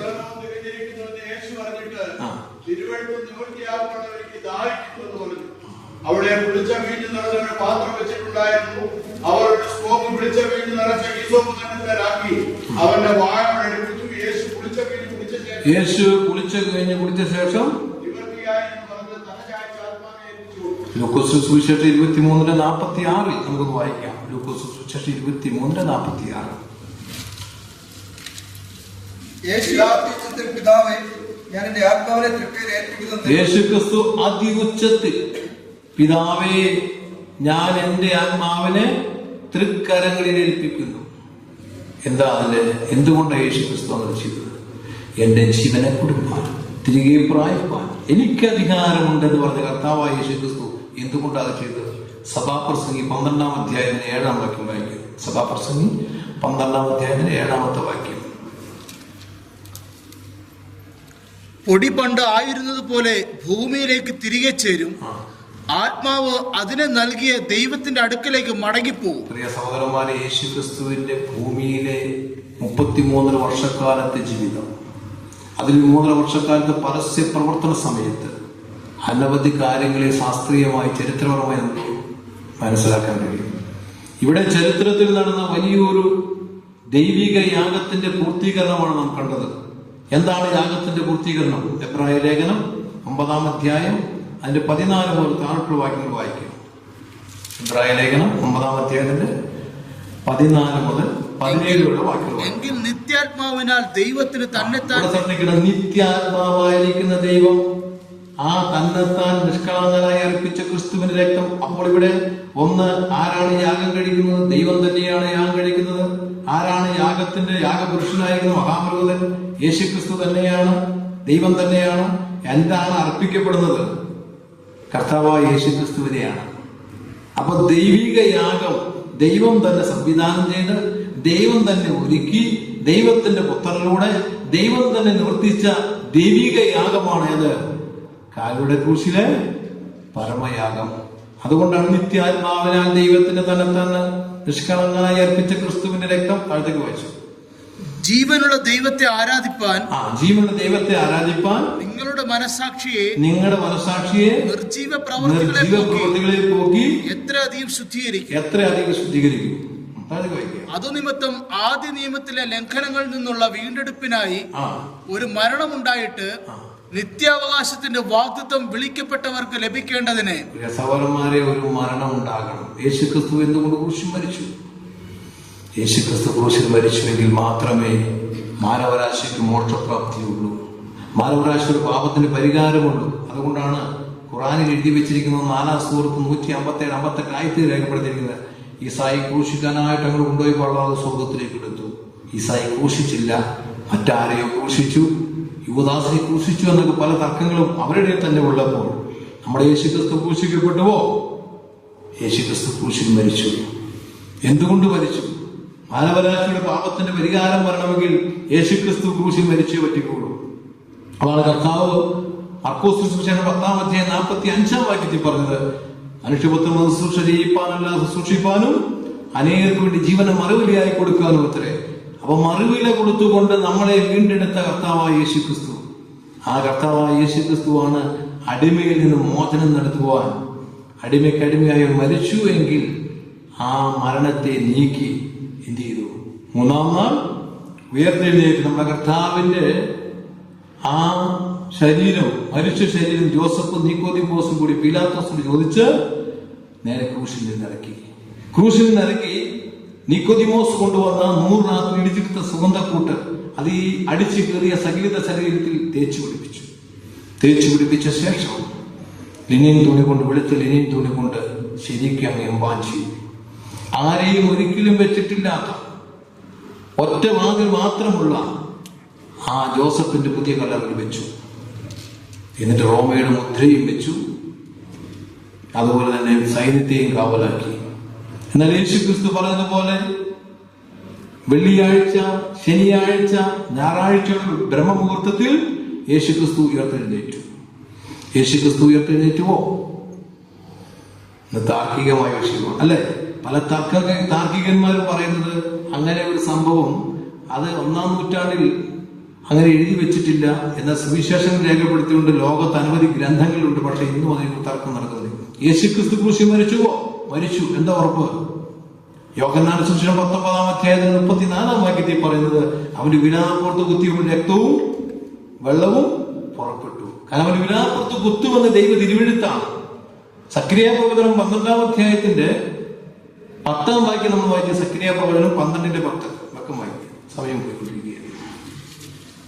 ഞാൻ ദാവീദിന്മേലും യെരൂശലേം നിവാസികളുടെ മേലും കൃപയുടെയും യാതനകളുടെയും ആത്മാവിനെ പകരും.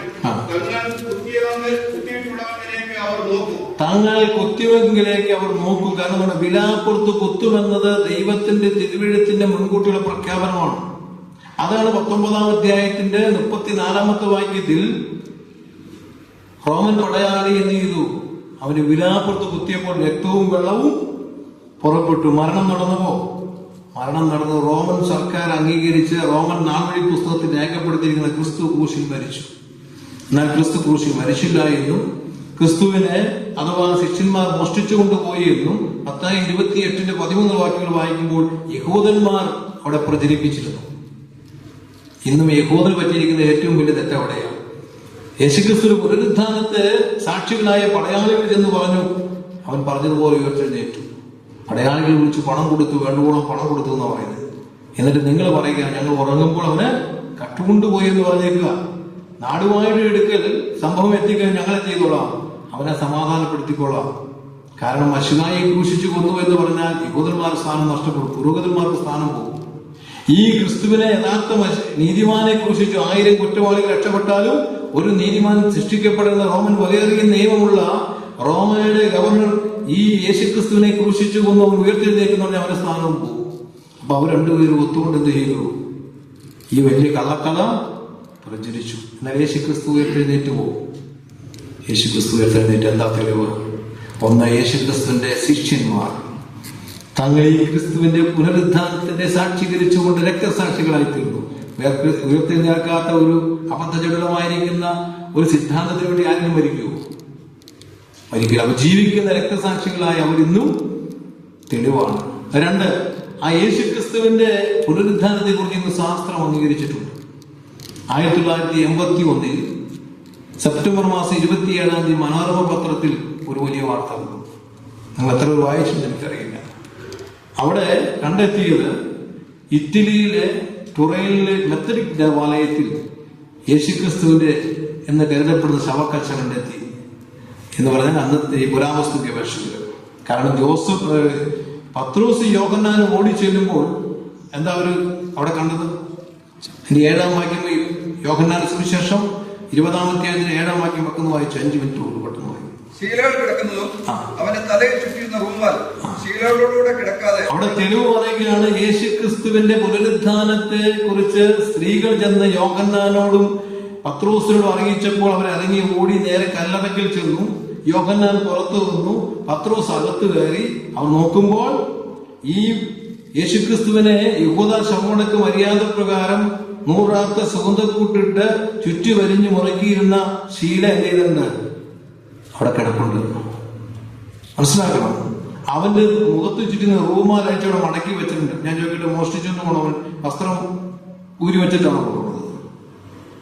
ദൈവിക സത്യങ്ങൾ മറച്ചു വെക്കാൻ ഒരു പിശാചിനും കഴിയില്ല, ഒരു ശാസ്ത്രത്തിനും കഴിയില്ല. അതുകൊണ്ടാണ് ആ ശവക്കച്ചയെ കുറിച്ച് ഏകദേശം 1,30,00,000 പഠനം കൊന്നത്ത് സ്റ്റീഫൻസ് എന്ന് പറയുന്ന കമ്പ്യൂട്ടർ വിദഗ്ധന്റെ നേതൃത്വത്തിൽ 40ഓളം ശാസ്ത്രജ്ഞന്മാർ നടത്തിയെന്നാണ് പറയുന്നത്. അതിൽ അവർക്ക് മനസ്സിലാക്കാൻ കഴിഞ്ഞത്, ഒന്ന്, ഇതൊരു ക്രൂശിതന്റെ ശവക്കച്ചയാണ്. കാരണം ക്രൂശിതന്റേതായിരിക്കുന്ന എല്ലാവിധ രക്തപ്പാടുകളും അതിൽ കാണാൻ ബൈബിളിൽ പറഞ്ഞിരിക്കുന്നത്.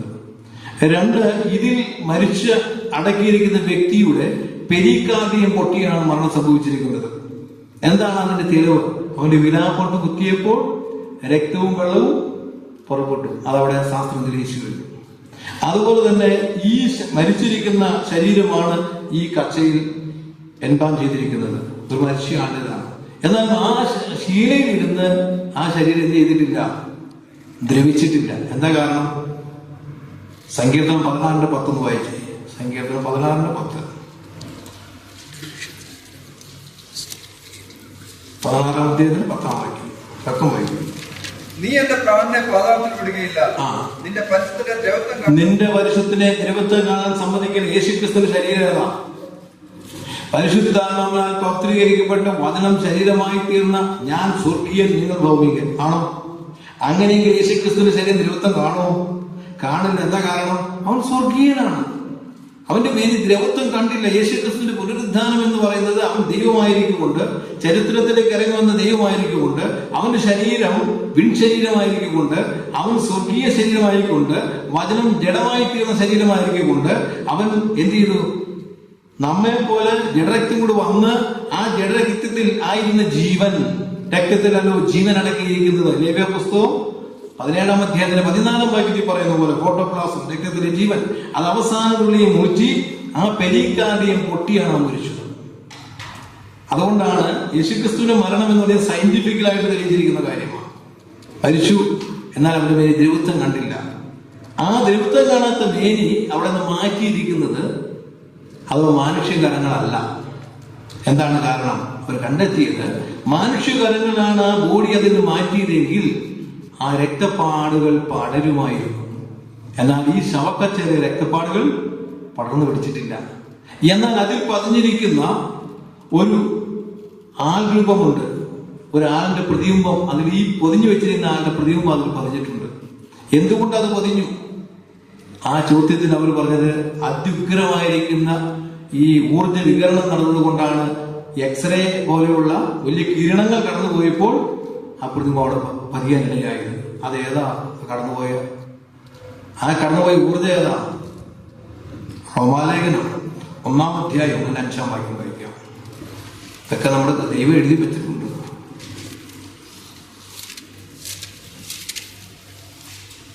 ജഡം സംബന്ധിച്ച് ദാവീദിന് സഞ്ചരിക്കുകയും മരിച്ചിട്ട് ഉയർത്തെഴുന്നേൽക്കയാൽ വിശുദ്ധിയുടെ ആത്മാവ് സംബന്ധിച്ച് ദൈവപുത്രൻ എന്ന് യേശുക്രിസ്തു കാൽവരി ക്രൂശിൽ മാനവരാശിക്ക് വേണ്ടി താൻ ജഡത്തിൽ മരണശിക്ഷയേറ്റു. ദൈവം മരിക്കുമോന്നാ പലപ്പോഴും നമ്മൾ ചോദിക്കുന്നത്. ദൈവം മരിച്ചുവോ? ദൈവം മരിച്ചില്ല. പത്രോസിന്റെ 1-ാം ലേഖനം 3-ാം അധ്യായത്തിൽ 18-ാം വാക്യം വായിക്കുമ്പോൾ അവൻ നമ്മെ ദൈവത്തോട് അടുപ്പിക്കേണ്ടതിന് നീതിമാനായി നീതിയിട്ട് നമുക്ക് വേണ്ടി ഒരിക്കൽ മരണശിക്ഷയേറ്റ ജഡത്തിൽ മരണശിക്ഷയേൽക്കുകയും ആത്മാവിൽ ജീവിപ്പിക്കപ്പെടുകയും ചെയ്തു. അഥവാ ജഡത്തിലാണ് ക്രിസ്തു മരിച്ചത്, ആത്മാവിൽ എങ്ങനെ ജീവിപ്പിക്കപ്പെട്ടു? ജഡം സംബന്ധിച്ച് ദാവീദ് ജനിക്കുകയും മരിച്ചിട്ട് കയറുകയാൽ വിശുദ്ധിയുടെ ആത്മാവ് ദൈവത്തോട് നയിക്കപ്പെട്ടു എന്ന് പറഞ്ഞാൽ ഉയർത്തെഴുന്നേറ്റ ആ ക്രിസ്തുയേശുവിന്റെ ശരീരം, അസ്ഥിയും മാംസമുള്ള ശരീരം, അതേ ആണിപ്പാടുകളുടെ മുറിവുള്ള ശരീരം, വിനാപ്പുറത്ത് കുത്തേറ്റ അതേ മുറിവുള്ള ശരീരം, ആ ശരീരം വ്യാപരിച്ച ജീവനേതാണ് ആത്മാവിൽ ജീവനുള്ളവനായി. അതുകൊണ്ടാണ് പ്രത്യക്ഷമാക്കുവാനും അപ്രത്യക്ഷമാക്കുവാനും കഴിയും. വാതിലുകളും ജനങ്ങളും അടച്ചിട്ടിരിക്കുന്ന മുറിയുടെ ഉള്ളിൽ ചെന്ന് പോലെ ശിഷ്യന്മാരോട് നിങ്ങൾക്ക് സമാധാനം. ലൂക്കോസ് സുവിശേഷം 24-ാം അധ്യായം 36 താഴോട്ട് വായിക്കുമ്പോൾ അവർ വളരെ ആശ്ചര്യഭരിതരായി. അപ്പോൾ യേശുക്രിസ്തു നിങ്ങൾ തന്നെ എന്നെ ഭൂതത്തിൽ നോക്കുന്ന പോലെ നോക്കുന്നേ, എനിക്ക് അസ്ഥിയില്ലേ മാംസമില്ലേ അല്ലേ? നിങ്ങളെന്നെ തൊട്ടു നോക്കുകയും യേശുക്രിസ്തു ഭക്ഷണം കാണിച്ചു കാണിച്ചു കൊടുത്തില്ലേ? തേൻകട്ടയും മീനും ഭക്ഷിച്ച് കാണിച്ചു കൊടുത്തു എന്ന് പറഞ്ഞാൽ ഭക്ഷണം കഴിക്കാൻ കഴിയുന്ന അസ്ഥിയും മാംസമുള്ള എന്നാൽ ആത്മാവ് ജീവനുള്ള ശരീരം. ആ ശരീരത്തിന് പ്രത്യക്ഷമാകാം അപ്രത്യക്ഷമാകാം. കാരണം എന്താ? പ്രകൃതിയുടെ യാതൊരു പ്രതിബന്ധങ്ങളും അതിന് തടസ്സമല്ല. യേശുക്രിസ്തു ഉയർക്കുന്നതിന് കല്ലറ തുറക്കേണ്ട ആവശ്യമില്ല പ്രിയരെ. പിന്നെ കല്ലറ തുറന്നത് എന്തിനു വേണ്ടിയിട്ടാണ്? കല്ലറയിൽ സുഗന്ധം നേടാൻ ചെയ്യുന്ന സ്ത്രീകൾക്കും ലോകത്തിനും മനസ്സിലാക്കുവാൻ വേണ്ടി സ്വർഗത്തിൽ ദൂതൻ ഇറങ്ങി വന്നു. വലിയൊരു ഭൂകമ്പം ഉണ്ടായി, കല്ലുരുട്ടി മാറ്റി അതിനു വേണ്ടിയിരുന്നു. നിങ്ങൾ ജീവിച്ചിരിക്കുന്ന മരിച്ചവരെ അന്വേഷിക്കുന്നത്. അപ്പൊ യേശുക്രിസ്തു പുനരുദ്ധാനം ചെയ്തുവോ? പുനരുദ്ധാനം ചെയ്തു. ഇന്ന് ശാസ്ത്രവും അത് സമ്മതിച്ചു കഴിഞ്ഞു.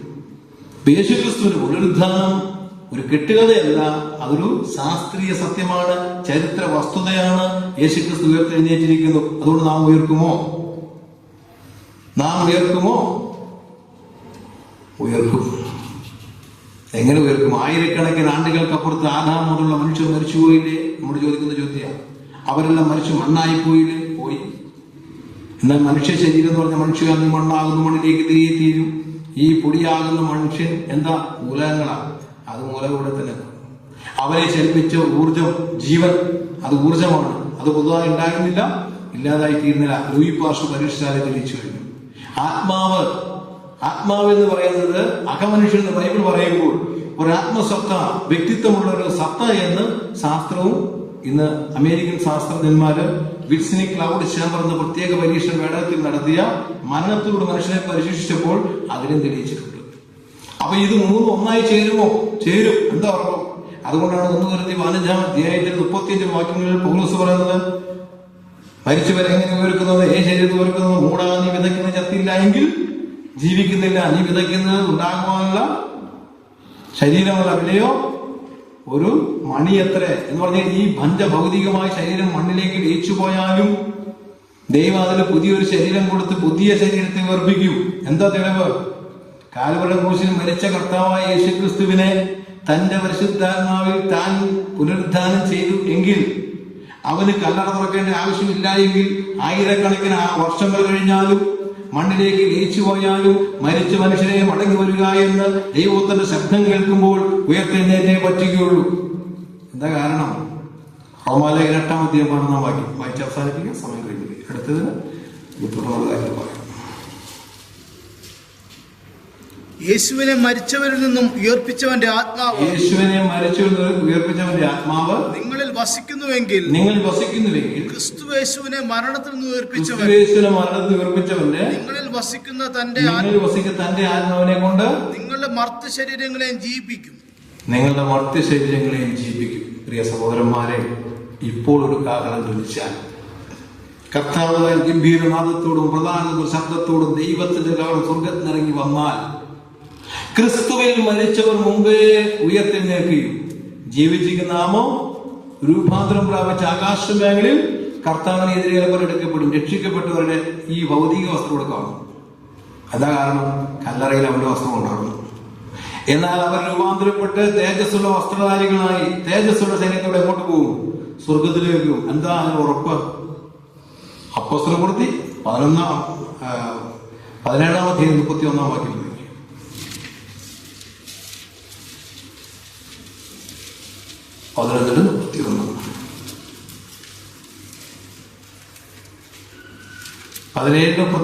താൻ നിയമിച്ച പുരുഷൻ മുഖാന്തരം ലോകത്തെ നീതിയിൽ ന്യായം വിധിപ്പാൻ അവൻ ദൈവം ഒരു ദിവസം നിശ്ചയിച്ചിരിക്കുന്നു. അവനെ മരിച്ചവരുടെ നിന്ന് ഉയർത്തെഴുന്നേൽപ്പിച്ചിരിക്കുക.